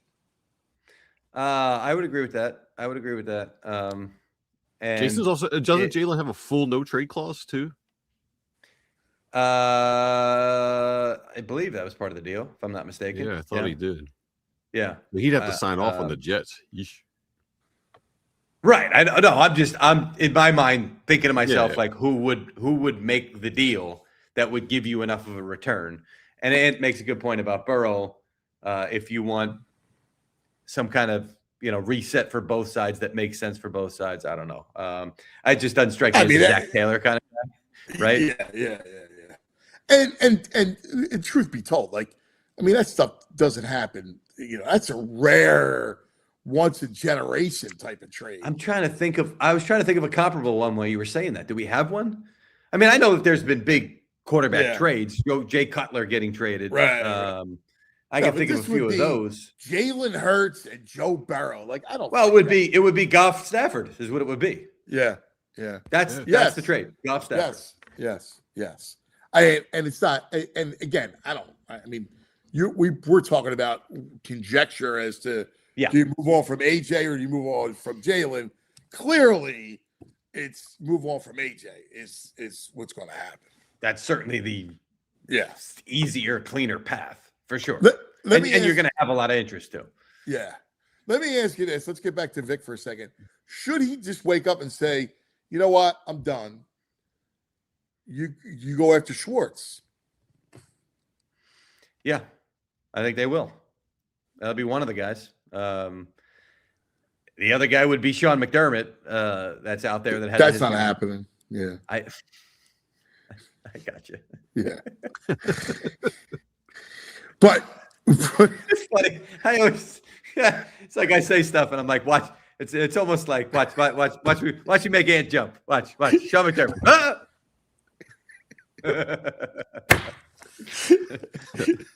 It's funny, human beings can connect and communicate telepathically. Yeah. And throughout this last half Yeah. hour, Is there a you and I have is there connected more telepathically than I think. is there a Philly for Philly deluxe package where you can hear our telepathic communication, like the director's cut on the commentary on a DVD? Right? Remember that? Yes. Do you would you have to give up anything because Schwartz is under contract? Like, You can't do that. Somebody mentioned that to me yesterday here. They said you can only trade head coaches. And I don't even know if that's right, but it was somebody who would know because it was I said and they said, well, shame for Cleveland, you can't trade assistants. And I said, you can't. Nope, you can only get compensation for a head coach. That's what, and this guy is on everything. So I forgot to double check that, but I'm pretty sure he's right. Wow. Which I should probably, I can clarify that today in case, something happens. So we'll see.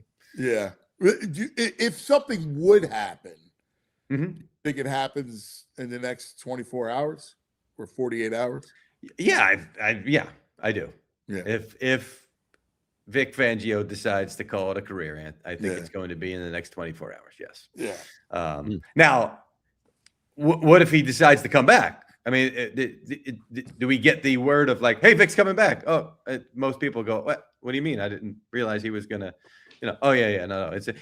We're at the point now, Ant, where if you said sources say that he's mulling the possibility of retirement, you would not be wrong. Right. Right. Because again, he did it last year. Right. So we're waiting for the final, like, oh, Vic, Vic shot a 7 over 79. I don't know what he shoots. Seems like a good round. I don't know what tees he's playing from either. Yeah. And he goes, that's a good round of golf, but I'd rather go coach football. Exactly. Oh man, this is wild. It's like all this stuff around him is crazy, man. It's just insane. It really is. I do almost feel like if this had come out, if it's going to happen, and it had come out 2 days earlier before any hint that it was coming, I feel like the shock would kill some people in Philadelphia. Now at least it's softened. Like people sort of realize that it's a possibility. So when it happens, everybody would be like, I need You're right. The shock would floor people. Absolutely floor people. There you go. We just killed one. He's gone. I mean, could you imagine? Because right off the bat, people are still upset about Christian Parker going to Dallas. Yeah. I love when Eagles fans get passionate about stuff like that. That's good because a lot of fan bases might be like, I don't even know what he does or who, but they get fired up about it. Yeah, so, yeah. They actually know assistant coaches. And they don't ball. Yeah, which is unlike a lot of area where it's like, what? Like I was making a point. Mike McDaniel can walk around LA and nobody's going to have any idea who he is. Yeah. Jonathan Gannon was the head coach of the Arizona Cardinals and lived in somewhat anonymity out there in Arizona. And that's coming from everybody wanted a piece of him after that Super Bowl. Yeah. To I go play golf and not be bothered with being paired with 3 other guys. Yeah. What do you do for a living? Yeah. It's great. My brother, we love you. Which one tap for you guys? There he is back. We got we Senior Bowl coverage the next 2 days here. Well, today, and then I'm flying out tomorrow morning. And then I'll be headed to San Francisco. I don't go until Tuesday afternoon, which is good. I don't need to. It's a long week, so I'll get there when the action starts. And then the old, hey, what do you do in the off season? What do I do in the off season? I work even harder. What are you talking about? So then we get after it. I love you. Do work harder, my brother. We'll be following you, and we'll be every word that you tweet. We'll be hanging on. So thanks, brother. We love you. Well, maybe one of them will be retire, Ant, or maybe one of them will be return. We'll find out. Yeah, hopefully it's return. All right. Thanks, buddy. We appreciate See it. you guys. The great Mikey G. Let's take a quick TO and come back. This is a great double. All right. Because on the line with us, the great Kevin Neghandi, who I know is living this stuff. Like, we were texting about it last night. It's amazing. The Eagles are at the forefront of the nation's, So much going on, man. There's so much going on. It's completely wild. All right, let's take care of some business, and we'll come right back. Let's talk about the BetPark Sportsbook online casino app and the big giveaway. You can win, listen to this, season tickets to our squad. That's right, 2027 season tickets to the Birds. It's the BetPark's big game season ticket giveaway. Here's the deal, all right? If you place new and existing customers, if you place a $25 bet, and for every $25 bet you make on the big game, you're going to get an entry. And that's for a chance to win 2027 season tickets to your home state's pro football team. That's right, season tickets in Pennsylvania, New Jersey, Maryland, or Michigan. What a thing, man. The Birds, Black and Gold, Baltimore, Detroit. You can win 2027 season tickets. 50 BetParks users across all states will be randomly drawn to receive BetParks bonus bets, and one grand prize winner will receive the season tickets to their local team. Terms and conditions apply. See BetParks.com for details. You got to be 21, located in PA, New Jersey, Michigan, Maryland. If you have a gambling problem, please call 1-800-GAMBLER. Look, you want Jalen Carter out catching passes? No. All right? Come on now. Not worth the risk, the time, the money. Keep your stars focused on doing what they do best. Same goes for your business. You don't want your top people buried in operations, tedious, time-consuming, redundant activities that wear them down. Togo can help any business look to reduce operating costs, from customer service and accounting to order management, logistics, admin, data entry, even complex multi-step operational processes. We take it off your plate. Every Togo program includes dedicated staff, custom automations, US-based process engineers who act as your quarterback, giving you complete control, total transparency, and instant efficiency. At Togo, they turn your playbook into performance. You call the plays, we execute. HarnessTogo.com. Scale smarter, work faster, stay focused on winning. All right, there we go. Let's get him up here, baby. Hometown hero on the Xfinity mobile call-in line, Kevin Neghandi.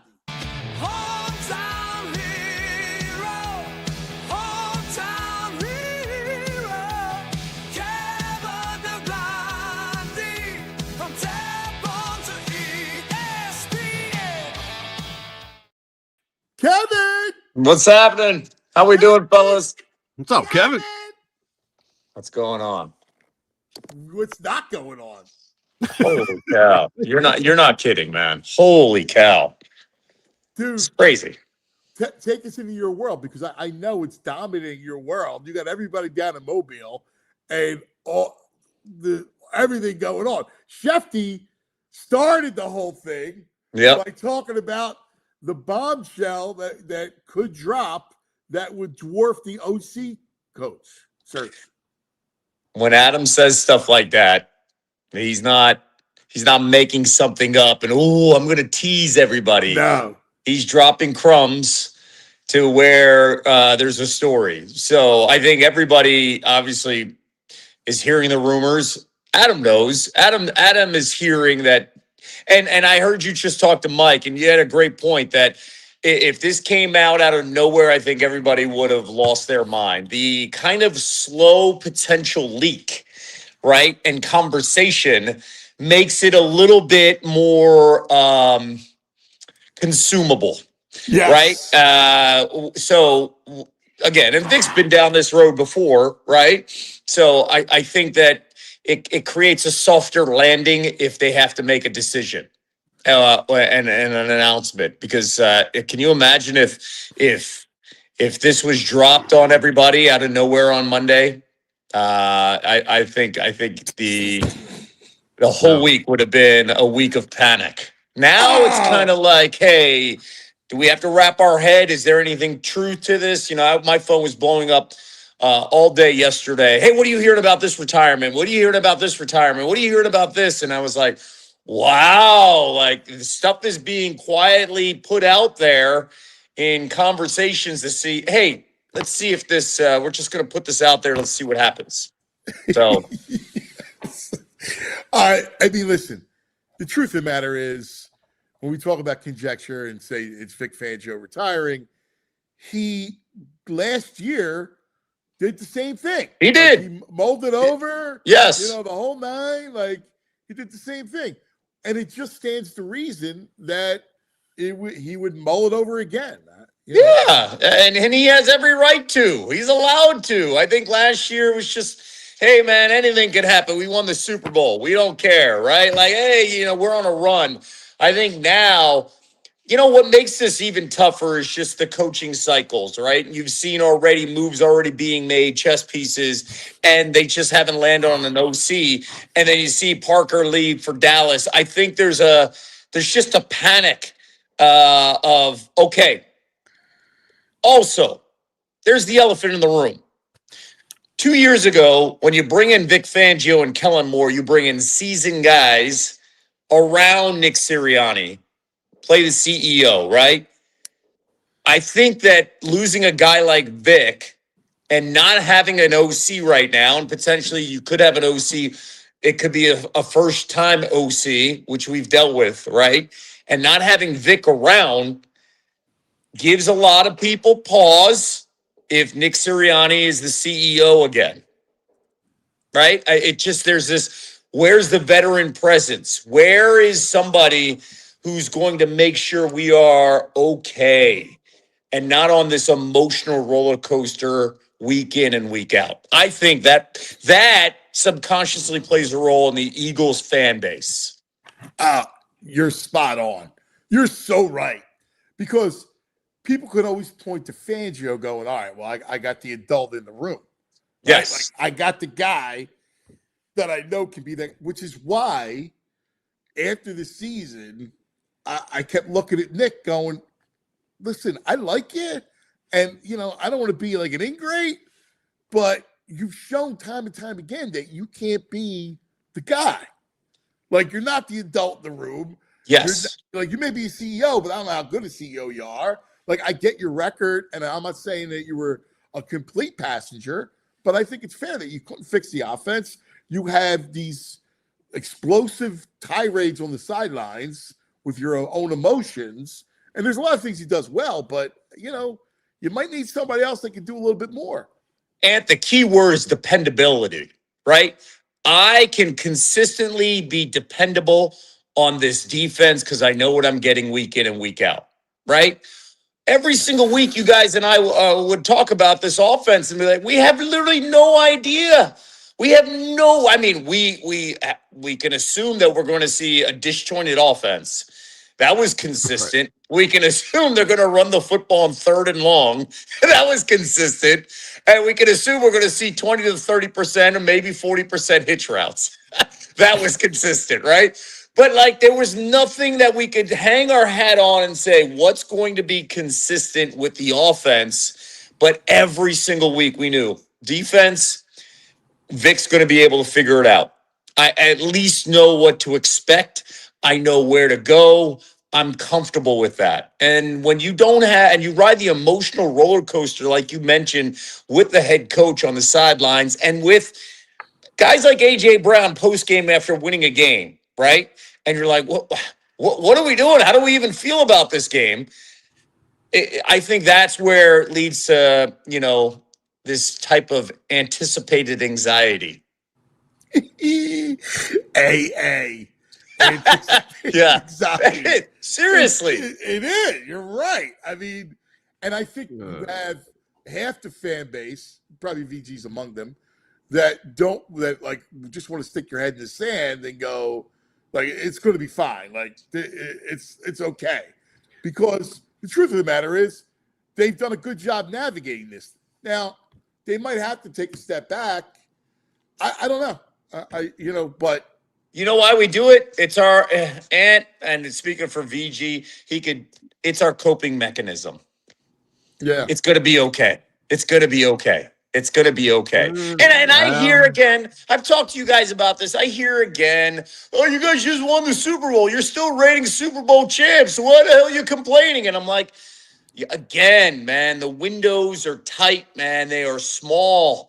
And not every year you're going to hit on the draft. Not every year you're going to hit on free agency. Not every year you're going to hit on health.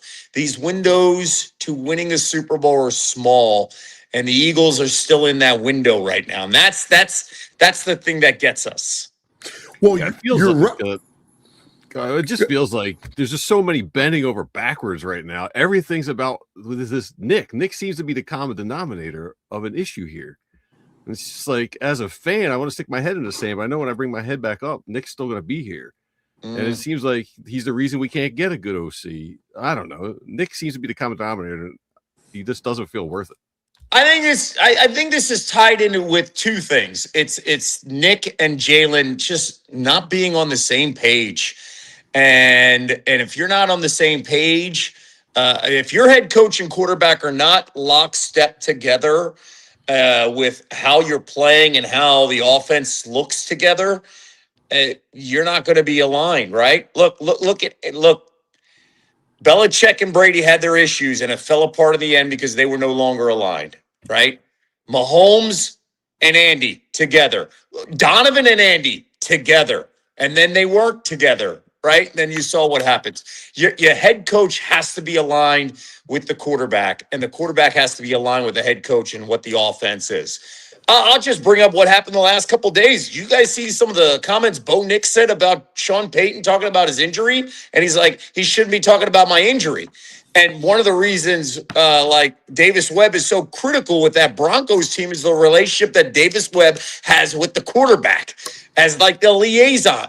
Who is the liaison in between with Jalen? 2 years ago, it was Brian Johnson. And then we saw what happens, right? So if you have a disconnect, then you start to see fraying around.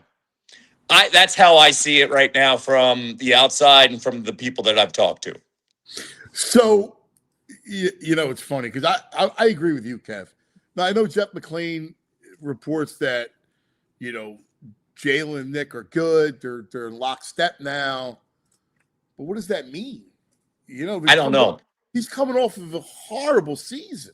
You know what that means, Ed? Like the passing game was horrible. You know what that means right now? And by the way, when McLean says stuff, like he knows, and he's been on the beat for a long time. You know what that says to me? That says these are two guys that finally are looking at each other and saying, if we don't figure this out together, it ain't going to be good for us next year.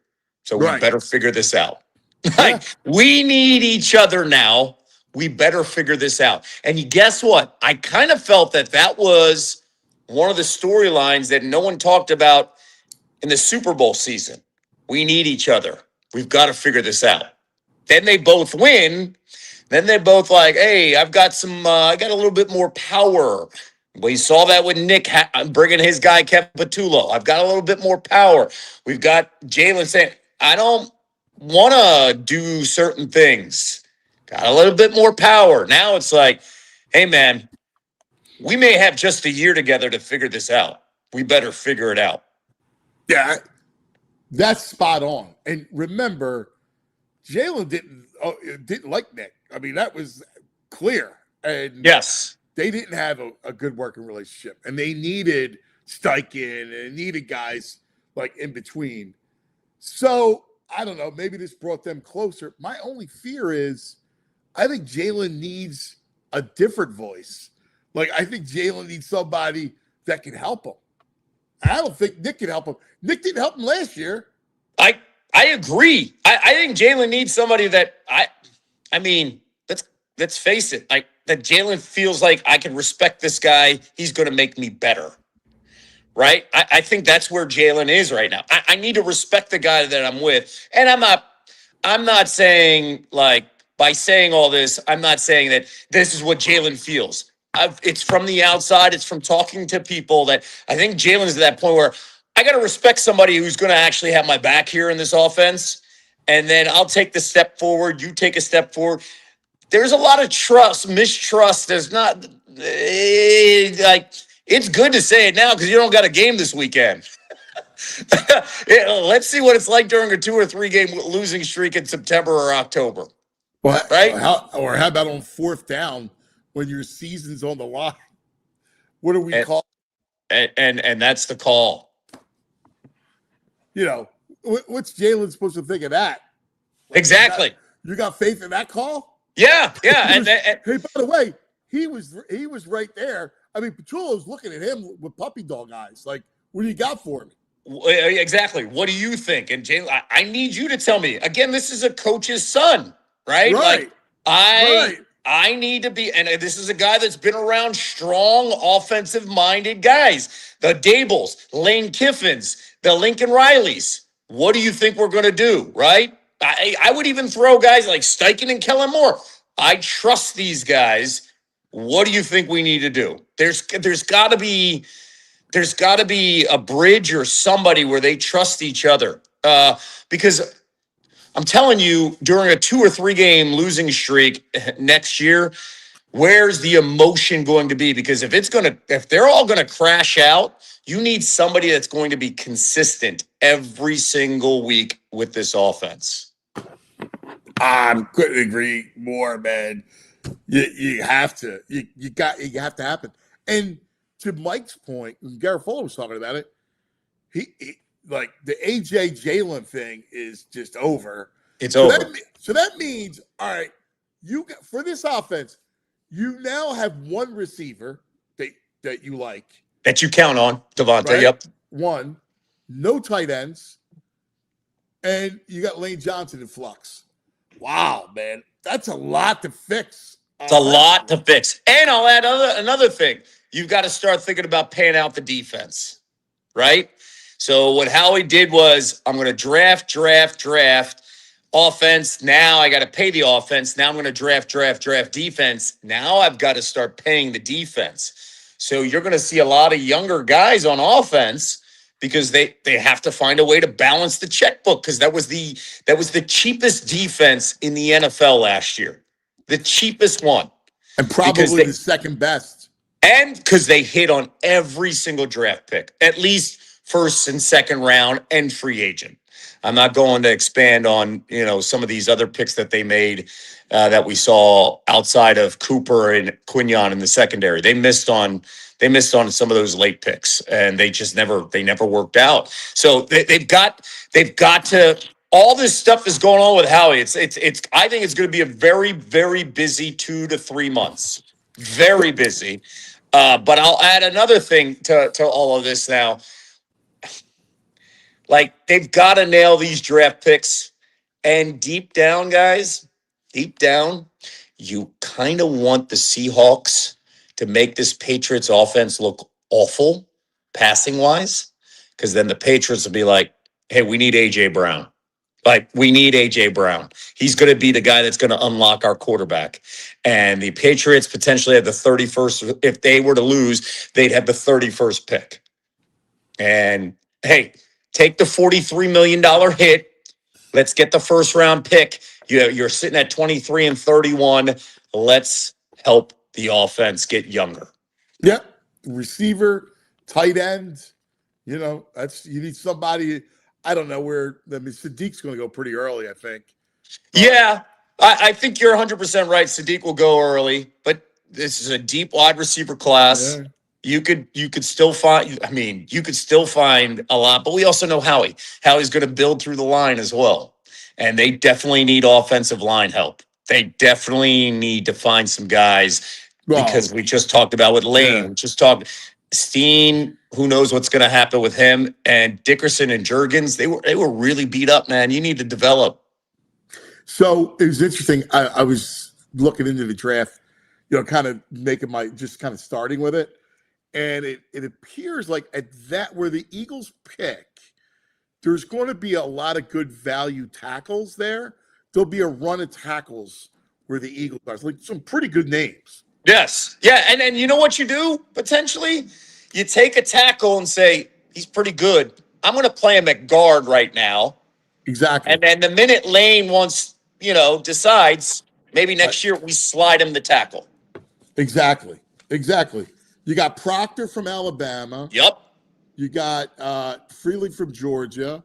You got Miller from Clemson. You got Lomu from Utah. I mean, I think they're all going to be around at that point.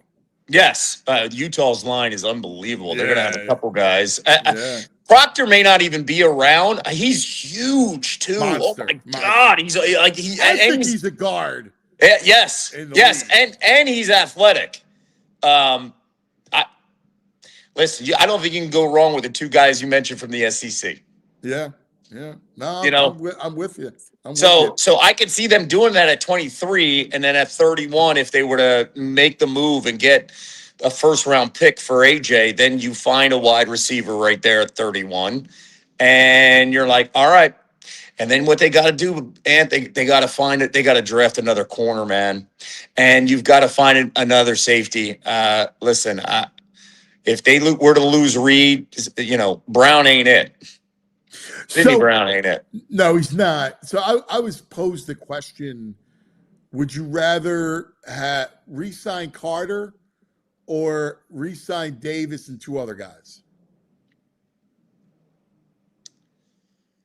Wow. Re-sign Davis and two other guys. That's what the guy posed me that question. I would, and then if you could hold off with Carter for another year, hold off with Carter for another year. And then promise Jalen, right? And so you and me are lockstep. Promise Jalen, yo, listen, we'll take care of you. We need one more year, man. Understand what we're trying to do. We're taking care of your guy here, right? Jordan, because he's up next. We also need to make sure we take care of other people. We'll take care of you. Yeah. That's how I view it. Yep, that's exactly what I would do. All right, real quick, because we're about to go to overtime, and I do want to ask you about the Sixers, because it's a JoJo January. I like it, JoJo January. We are in overtime, OT right now in the city. We love you guys. Streaming services, make sure you're with us on YouTube. Like and subscribe. My brother, what do you think? Are you swept up in it? There's hope. Now, I'll be curious what they do at the deadline. I've seen, obviously, unfortunately, start getting into the luxury tax conversation and the first and second apron. They're not near the first or second apron right now. Luxury tax is and they've got to get like $8 million off the books. And guess your boy Kelly Oubre makes $8 million.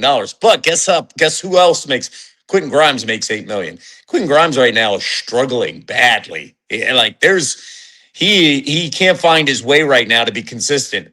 There is some hope with McCain in his last two games. And that knee wasn't right. There is hope, because if he's around and he could hit some shots, it continues to change what they need to do offensively in that backcourt where you could spread and have the perfect spacing. Joel, what's great about Joel is he's getting better and they're not taxing him with minutes, but man, they're killing Maxey. And they've got to find a way to win some games over the next few weeks without Maxey maxing out on minutes, because they're going to need him in April and May. And you could tell he's hitting the dog days of January where that grind is crushing him from what they had to do in December to November and December to wait. You can see his legs. You can see he's got heavy legs right now. Oh, heavy legs. And especially the way he plays on both ends of the floor, right? And VJ's going to hit the rookie wall if he hasn't already, right? So I'm concerned about that backcourt. And if Jared McKinney can give them some quality minutes and offensive fire punch, great. I would imagine Gordon's going to be gone before the deadline. Now the question is, do you Bone is playing a lot. Drummond, though, when he plays, he gets rebounds. And one of the reasons why Drummond's on this team is just in case if Joel gets, taxed out, that we need to get a guy who can get rebounds. Yes. All right. Yes. So I'll be curious to see what Daryl does. If Daryl goes all in and makes 2 or 3 moves where you're like, all right, you're tweaking this team for the long run here in the playoffs, great. Or if Daryl makes some moves where it's like, I've got to get under this luxury tax, it's like, because now's the time. Now is the window, especially the way health is always a concern with PG-13 and Joel. Yeah, I think you're right on. Kev, I look at the East and I just go, I'm unimpressed. I'm too. just unimpressed. If you could just rebound, my God. Like yes. The Knicks game on Saturday. Yep. It's driving me nuts. All you had to do was rebound. All those second chance points the Knicks got, it just buried you. It buried you. To your point, too, and bringing up the Knicks also see that the East can be got right now. So I'm concerned about what they do, and the honest stuff it's not leaving us. I'm concerned about them moving some pieces and parts and bringing in some playoff guys. We've seen the rumors about Drew Holiday as well. That would be tough for the Sixers if he were to go to the Knicks. I'm concerned about. I am concerned about when it comes to matchups. The Cavaliers, they're pretty damn good. And I think that Evan Mobley is one of those guys that he's ready to take the next jump, and we've been waiting for him to do it to help Donovan Mitchell. I'm concerned about a team like Cleveland. I'd be concerned about. Tyson can play too. Damn right he can. I mean, shoot, he killed us, right? So there are small little things, but the window is there, man. Like, if these guys can be right in April and then give us a run, they can win 2 series. Joel, Maxey, and PG-13 can win us 2 series. And the question will be, who's the matchup in that potential 3rd series? Because they can't screw around and play with their food in that first round, and all of a sudden it's supposed to be a 5-game series. Now you're playing 7, and Joel's taxed. You just can't. No. Right? No. So to me... And you know how you get crushed there? If you're potentially a 6 seed. They've got to get inside the top 4. Yes. So you can get a better matchup, and then you're not screwing around in that first round. Yeah, because you don't make life harder for yourself in that first round. Then you're facing a 3 seed, and then you're like, what? And now you got nothing in round 2. So I feel good. I do have some concerns. And my final thing on this team, I still have some major concerns on how they're coached in close games late. Dude, I am so with you. Listen, I look at and I don't understand what he does late. And I don't understand how he has them in the 3rd quarter, every 3rd quarter. They don't come out ready to play. You're right. You're right. That and the other night, I felt a little bit better because I was like, okay, here we go. They had that 3rd quarter run against us. And then finally, Paul started hitting threes and giving us some breathing room. But, man, I was like, oh, here comes this 3rd quarter run. And it was thankfully, Jared and PG-13 towards the middle and late part of that 3rd quarter, beginning of the 4th quarter, were giving them enough breathing room to win that game, because you're 100% right, man. It's weird. That 3rd quarter is kind of like it's. You know what it is? That 3rd quarter is like they went to that bottom area where the bar is, where everybody goes, and they're all late coming up to their seats to start the 2nd half. And they're all still getting their drinks. and the game's already started. And then suddenly you look up 4 minutes into the 3rd quarter, and then the other team's on a 10-0 run. And you're like, what the hell just happened? Yes. They're all late to their seats in that front row. Yes. I forget what that room is called. Yeah, you go down there underneath the tunnel. Courtside Club or whatever. Yeah. Oh my God. You're so right, dude. Oh my God. That's great. Well, that's the one thing. It drives me nuts. And I don't even understand what he looks at defensively. Some of his defenses, I'm going, dude, why are you sagging and trying to zone up? I agree. And I just sometimes, Ant, I hold my breath coming out of a huddle with 10 to 15 seconds left, and they're down 2 and they have the ball. Because I'm like, I can't see, and we saw that the other night. Well, Maxey had the ball and they were putting a Joel, and everybody just watched and waited, and then all of a sudden Maxey's just throwing it up. And they won that game in overtime. I forget what it was. I think it was last week. They won that game in overtime. It was the Rockets game. Yeah. And they won that game in overtime, thank God. But they had the chance, right? And you're like, who's going to take the shot? And can we get a better look? And this is the look? Yeah. That's what concerns me. Yeah. I'm so with you. We see exactly the same. My brother, we love you. What's new in your world? New in my world, I'm hosting the Werfel Foundation All-State Trophy this weekend, and then San Francisco next week, and then ESPN kicks off. We host the Super Bowl next year, so there's going to be like this thing called the handoff for 24 hours from the end of the Super Bowl. Boomer, Chris Berman, passes on to Van Pelt the night of the Super Bowl, and then I'll be at Disneyland with the Super Bowl MVP on Monday, the day after the Super Bowl. So we'll be live on Sports Center. That's awesome. Yeah, it'll be cool. It'll be cool. That is again. Awesome. Oh, So I love it. Great times, pretty busy, and looking forward to it. All right. We love you, buddy. Thanks, brother. You're the greatest. Fellas, be good. Great to see you. See you, VG. Later. The great Kevin Neghandi. Oh, wow. We love him. We love him. He's the best.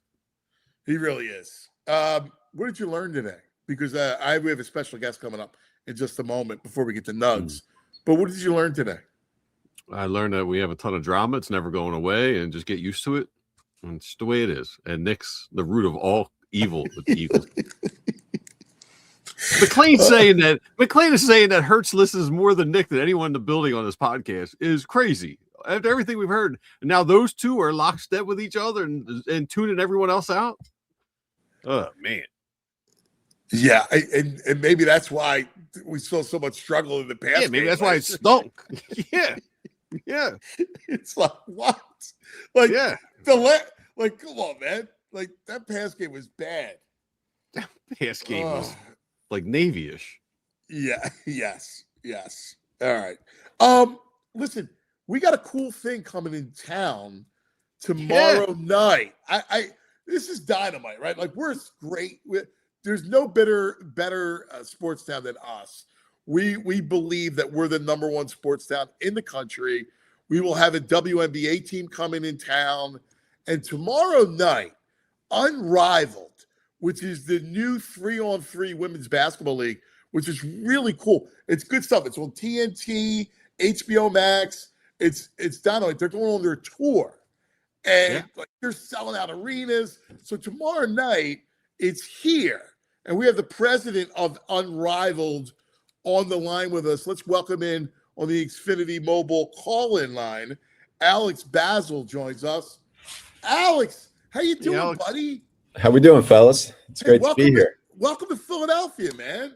I appreciate it. I'm from St. Louis, so I still have some trauma of like past series between like the Phillies and Cardinals, and we had the Rams and it was taken from us. So like I have a lot of jealousy towards Philadelphia fans and who you guys get to cheer for year round, whereas St. Louis, we're going through a little bit of struggles, but it's great to be here. I'm excited about it. I appreciate you guys having me on. Well, you guys gave us one of the worst losses in the history of baseball. It was Game 5. All right.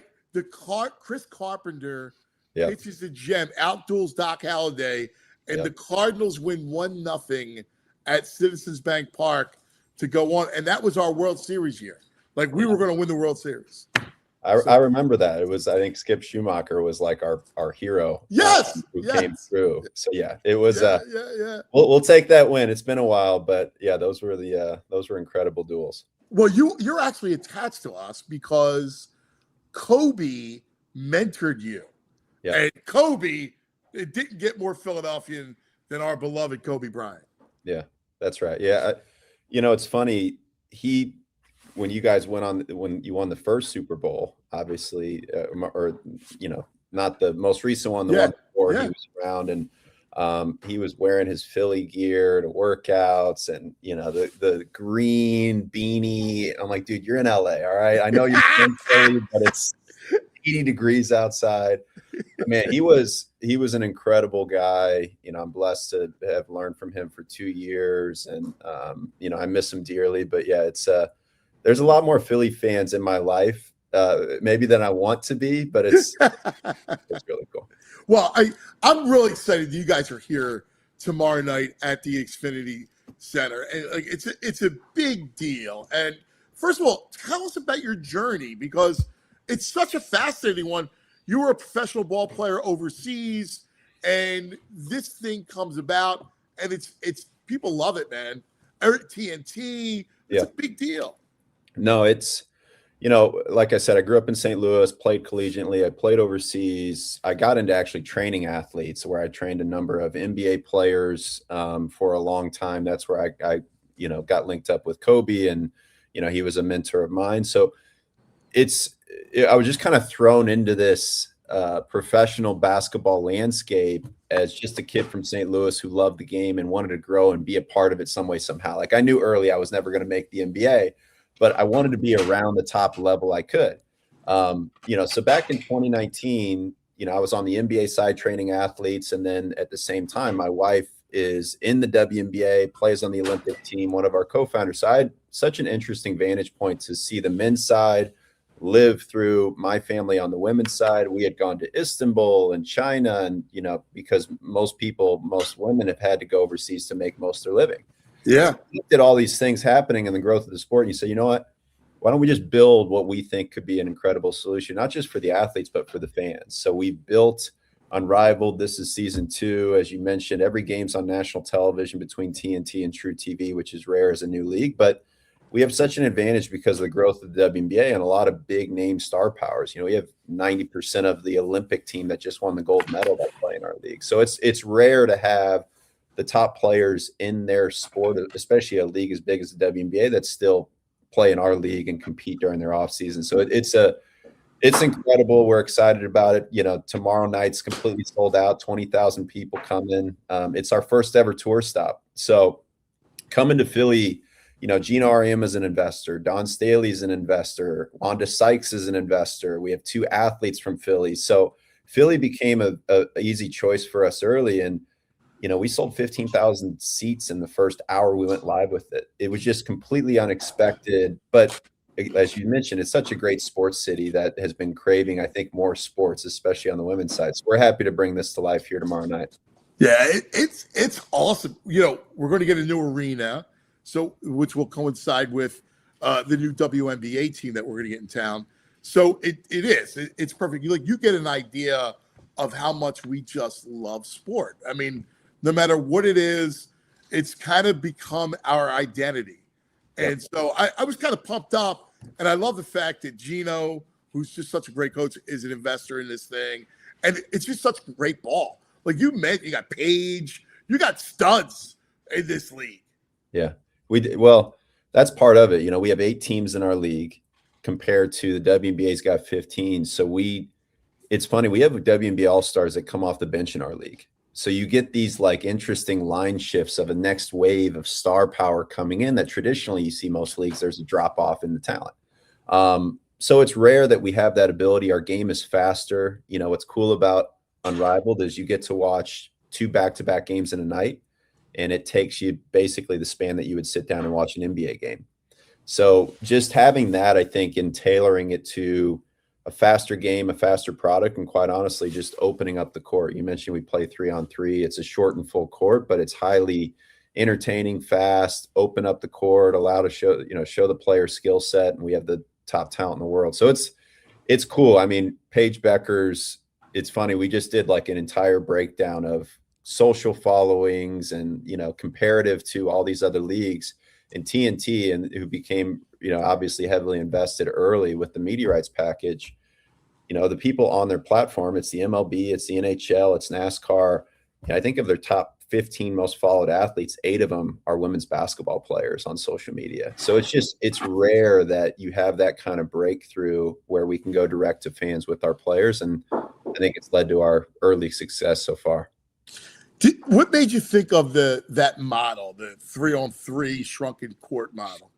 Yeah, well, when I worked with athletes, we played a lot of 3-on-3 because you just get more reps. Yeah. You have more space, you get to make your reads.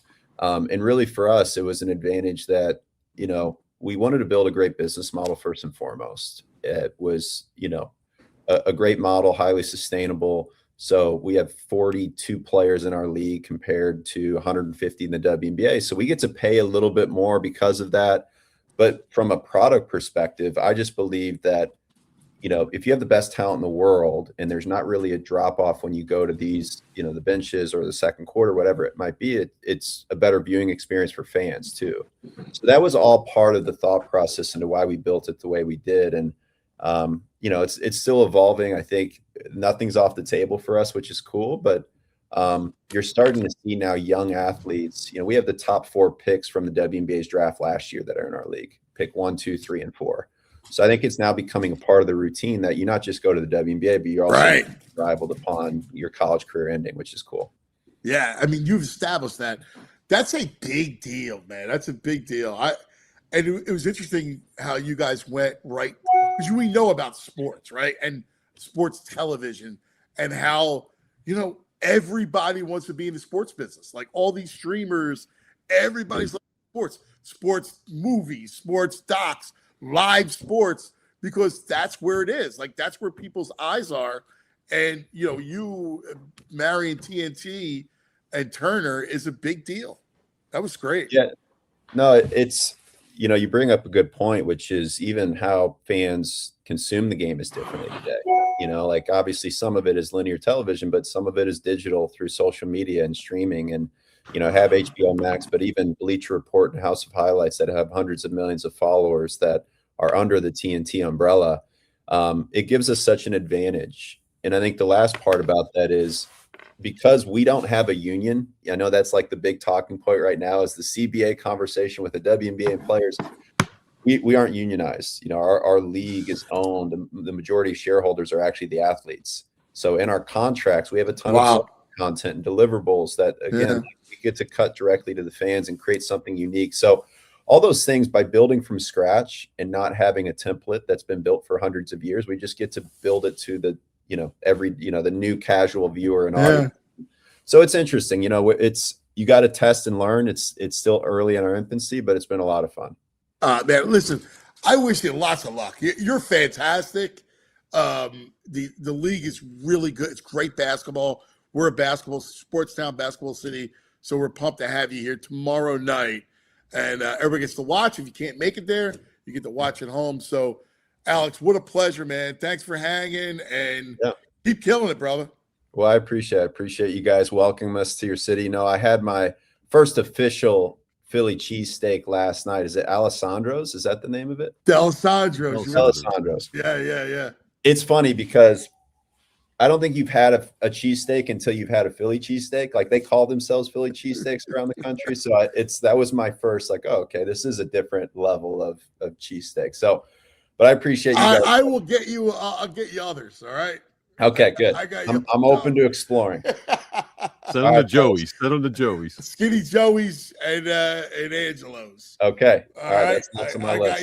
I got you hooked up. All right. All right. Thanks. I'll reach out to you later after the show. All right, bro. All right, guys. Take it easy. Pal. There he is. That's great. Alex Bazzell, who is fantastic. And I love that he was so close to Kobe. I remember him as a trainer. You do? NBA players. Yeah, I do. Yeah. A lot of guys went to him. We got Cameron Brink coming tomorrow. She's playing. A big fan of her. She's a New Balance endorsed athlete. Yeah. No, it's a cool thing, man. It really is. All right. We got to take a quick TO. Let's talk about our friends, and I want to come back. And you got a couple good nugs, and we got our back in the day too. So let's do that. But first, a message from our partners. Hey, let's talk about Ashley Furniture. I love Ashley Furniture. Now's your chance to transform your home for 2026 with great offers on your favorite looks at Ashley's New Year sale. Discover hot buys for every room in your house starting at just $299, and you can ring in the new year with new styles today and pay over time with 60 months special financing on in-store purchases. Don't miss out. Shop the season's must-have looks at Ashley's New Year's sale because we just love Ashley Furniture. Philly sports fans, listen up. It's the season of gifting, and if you're looking for something truly unforgettable this year, I've got the perfect idea. You got to check out the incredible work from Philadelphia sports artist Jordan Schefter over at SchefterSportsArt.com. I personally own one of Jordan's pieces myself, and trust me, these aren't just posters you hang on the wall. These are museum-level works of the greatest moments and icons in Philly sports history. His collections come in prints, canvases, and even athlete partner trading cards. And get this, one of the newest cards actually includes a piece of Brandon Graham's real game-worn jersey from that matchup in New Orleans. Remember against the Chiefs? It doesn't get more authentic than that. If you got a diehard sports fan in your life, or if you just want to treat yourself, this is the kind of gift they'll talk about forever. So you want to head over right now to SchefterSportsArt.com. That's SchefterSportsArt.com and grab something epic for the Philly fan in your life. Hey, let's talk about Ashley Furniture. I love Ashley Furniture. Now's your chance to transform your home for 2026 with great offers on your favorite looks at Ashley's New Year sale. Discover hot buys for every room in your house starting at just $299, and you can ring in the new year with new styles today and pay over time with 60 months special financing on in-store purchases. Don't miss out. Shop the season's must-have looks at Ashley's New Year's sale because we just love Ashley Furniture. All right, Ashley. All right, Ashley. All right, we got some nugs. Yeah, we can have some fun with some nugs. Let's do it. Let's do All it. right. I'm enjoying myself today. Oh yeah, nice. Me too. Tom Brady. He showed up. He had broadcasted this weekend. He had a nice little piece of jewelry on his arm. Wow. You know how much he paid for a watch? $653,000. Oh my God. Are you kidding me? $653,000. Oh my God. That's crazy. I never heard of this company. You know them? Is it Patek Philippe Aquanaut? Yep. Ridiculous, dude. Yeah. All right, so we can make history this week. There's only 5 schools that have a Super Bowl winning quarterback and a president. Wow.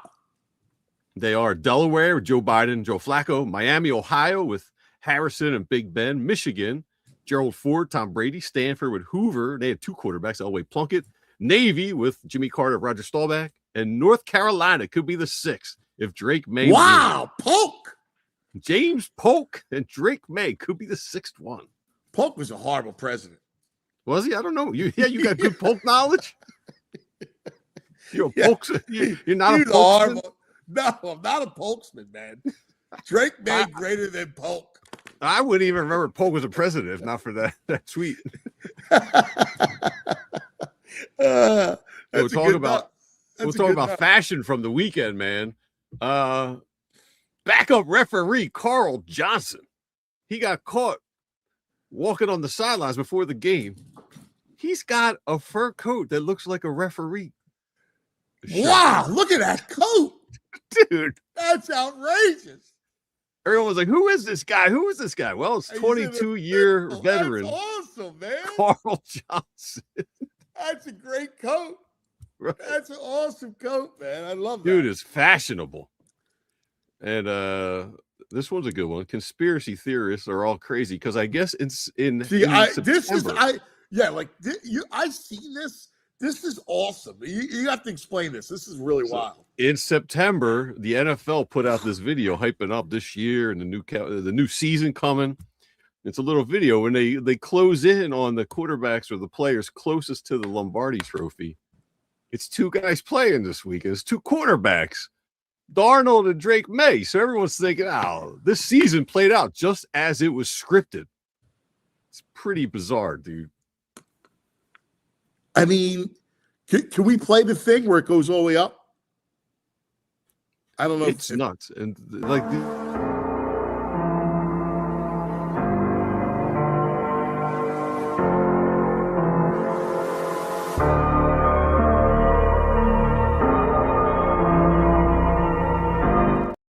wow, dude. Already, everyone's got scripts, conspiracies. Like, man, that does not help. I mean, not for nothing, but yeah, right. I mean, what are the odds that you got Drake May and Sam Darnold? Right. Like, how does that happen? Yeah, it makes you think. It does. Hey, by the way, Joe 76 chimes in. Polk was a stiff. You're right, brother. It's one of his anti-Polk law. Polk's stiff. He does. He stinks. All right, now this video is my favorite. This is there's a kid, Christopher Best. He's 5 years old. He's like the youth coach of America. He's a 5-year-old basketball coach. His dad's the head coach of a varsity team, and he lets his 5-year-old son, Chris, be the assistant coach. And in this video, Chris is a little upset that they can't rebound the ball. He's scared to get the rebound. He's scared to get the rebound. Why is he scared to get the rebound? He just standing there like this. That's what you need. That is what you need, right? You need a board. That is what you need. Dude, I love that kid. Dude. Oh my God. He's got the little board in his hand. He's just standing there. He needs to rebound. He's scared. He's scared. You got to grab a board. He's 5 years old. Yeah, yes, dude. I think they're in North Carolina. The kid is great. There's video after video of him mic'd up. Dude, he's the greatest. By the way, he'll be coaching in the NBA at 13. Dude, his demeanor is like a 60-year-old vet coach out there. So I don't know. I believe in this stuff. All right. Yeah. So I believe we've all lived past lives. And I believe that, we were certain, whatever our vocation was in the past life. Like, you can't tell me that kid in a past life wasn't a coach. Because you're right. Like, the way his verbiage, like, listen, I have 2 boys. At 5 years old, they weren't doing that. Like, they're sports kids, but the way he held the clipboard, frustration in his hands, the way he paced the sidelines. Yeah, man. Nah, that kid was a coach. I don't care what he was coaching somewhere. Yeah, dude. That kid's hysterical. He might have been. God bless John Chaney reincarnate. Dude, he does look like he's got John Chaney vibes. You're 100%. That's John Chaney. That's his spirit, man. John Chaney's spirit. I love John Chaney. He's my favorite. I love that man. Rest in peace. And I'm telling you, that's John Chaney, his spirit. Yeah. I thought you'd dig that one. That kid's I love that. That was my favorite. Great dub. For the day. All right. You don't want to use the snow one? What's the snow? Oh, the snow controversy in my neighborhood? Yeah. Yes. I'm walking the dogs and someone's saving a spot with this chair and they got a sign. So I was like, all right, what's this sign say? Maybe if there's someone with a medical condition. I'm a teacher that had to go to work today. I dug this spot out the best I can. If you need it, please leave by 5. That's when I'll be home. Thanks. Queen Village neighbor. Now listen, teach. I respect you're a teacher and going to work, but any spot that's dug out, somebody dug it out and they're all taking each other's spots. Come on. Can't reserve it. No, I mean, we've been through this a million times. Every time there's significant snow, we talk about this. The police put out a reminder, no savesies. It's illegal. You can't do it. No chairs. It just doesn't work that way. Like, this. Barring a medical issue. You got a medical issue, fine. You got that. But I saw Bob Kelly on Fox at noon yesterday.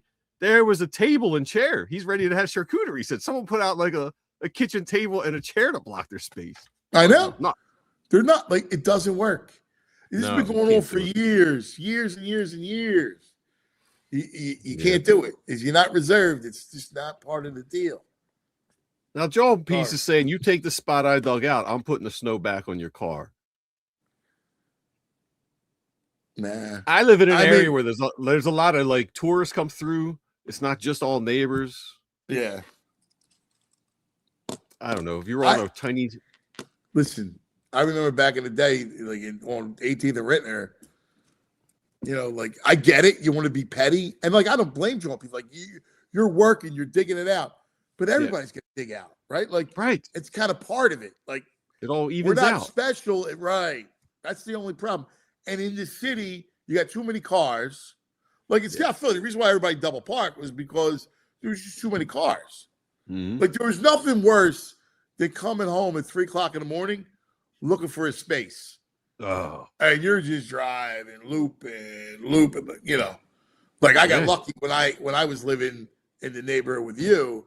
I had a spot, but like back in the day, you just had to drive around the block, you know, up and around, and you're walking. That's my world. Yeah. If I'm not home by 5 o'clock, I don't get a spot. It'll take me 45 minutes to an hour and a half. Yeah, I mean, especially where you're at, you know. But like I remember back in the day, like you know, you're hugging corners, and then they come and ticket you because you're hanging over the corner. Yes. You know. Yeah. But it's a shame. Like I feel Joel Peace's pain. But like everybody's got to be in it together. 100% agree with that. Yeah. Anyway, all right, let's go back in the day. We're going back. We're going back. We're going back in the day with True Mark. Oh yeah. All right, we've been home a lot. We watched a lot of TV, seen a lot of commercials. I'm going to show you the first TV commercial for a toy ever from Hasbro. Hey, it's Hasbro. Hasbro makes toys. What's new, Hasbro? Mr. and Mrs. Potato Head with their own cars and trailers. That's what's new. See, Mr. Potato Head has a car and boat trailer. And there's a car and shopping trailer for his wife, Mrs. Potato Head. It's such fun to do and so easy. Like this. Take any fruit or vegetable. Just stick in eyes, then ears, and then the mouth. You can make the funniest looking people in the whole world. Potato Head people look different every time you make them. Mr. and Mrs. Potato Head with cars and trailers come in $1 and $2 sizes. First of all, $2 seems like a lot of money for 1952 for some plastic things. Plus, you gotta do the you gotta supply your own potato. Right. I didn't even know it could work on fruit and potato. Well, You go it's apples too. Yeah. Yeah. But you could do a Mr. Yeah, I had Head. Yeah. No idea it didn't come with a potato head back in the day. Yeah, I know. Yeah. All right. Last thing we get out of here, and I also want to thank Brenna, who's Brenna. Awesome. We love her. Jules, like, you know, we've been going through a lot of PHLY, and I really want to thank our crew, Brenna and Jules and Ben and Ethan, for really helping to step up, man. Doing a great job. So thank you. All right. Pest of the week. Our Evans Pest of the week. So here's the problem, right? All the Eagles drama is eating at me. Okay. It's really, the whole thing is a pest. Like, I don't want to have to every 5 seconds text, you know, tweets like, oh my man, what's going to happen today? So you're saying the pest is the Eagles drama? I don't know. It's bothering me, man. Either that or Nick Nurse. Yeah, let's go Nick Nurse. Yeah, let's make Nick Nurse the pest. He bugs me, man. I know, it's perfect. Yeah. I love that squad. And I look at him and I get no faith from him. No, he doesn't exude confidence at all. I thought he was going to be my image of him was completely different than what I've seen. I I'm blown away by it. disappointed. I don't think Yeah. he's like, we've seen worse coaches, but Yeah, he's not Princeton. no, like I didn't think. I thought he Who would was be that? much better. Who was What's that? Princeton? What was Princeton's name? The Princeton Eddie? offense. No, it was Jordan. Eddie Jordan. Yeah, he's not Eddie Jordan. No. He's not But Brett. he's- I mean, I like Brett a lot, but I mean, Nick Nurse, I just expected more. I don't know. I agree because he seemed to stifle us every time we played him when he was with the Yeah, Raptors. man. Yeah. There's a lot. Actually, he shouldn't win the Pest. The Pest of the week is the announcer from Colorado. Oh, that's a good one. Connor McGahee. The Avalanche announcer Yes. who chastised Flyer fans in Colorado cheering for the Flyers. You left Philadelphia. You moved to Denver. For a Leave reason. your Flyer fandom back in Philly. Yeah. No, dude. Yeah. They haven't won a championship since the 70s. I hate that dude. I want to fight that guy. I want to fight him. Let's get him on. Can't Let's stand try and get him on. I can't stand him. Let's try and get him on. I will. All right. All right. That's going to do for us, everybody. Thanks for hanging, man. We love you guys. Always appreciate you guys. So thank you. We'll let you know what happens tomorrow on a Football Friday, right? We'll see. Have a great day. We'll see you then.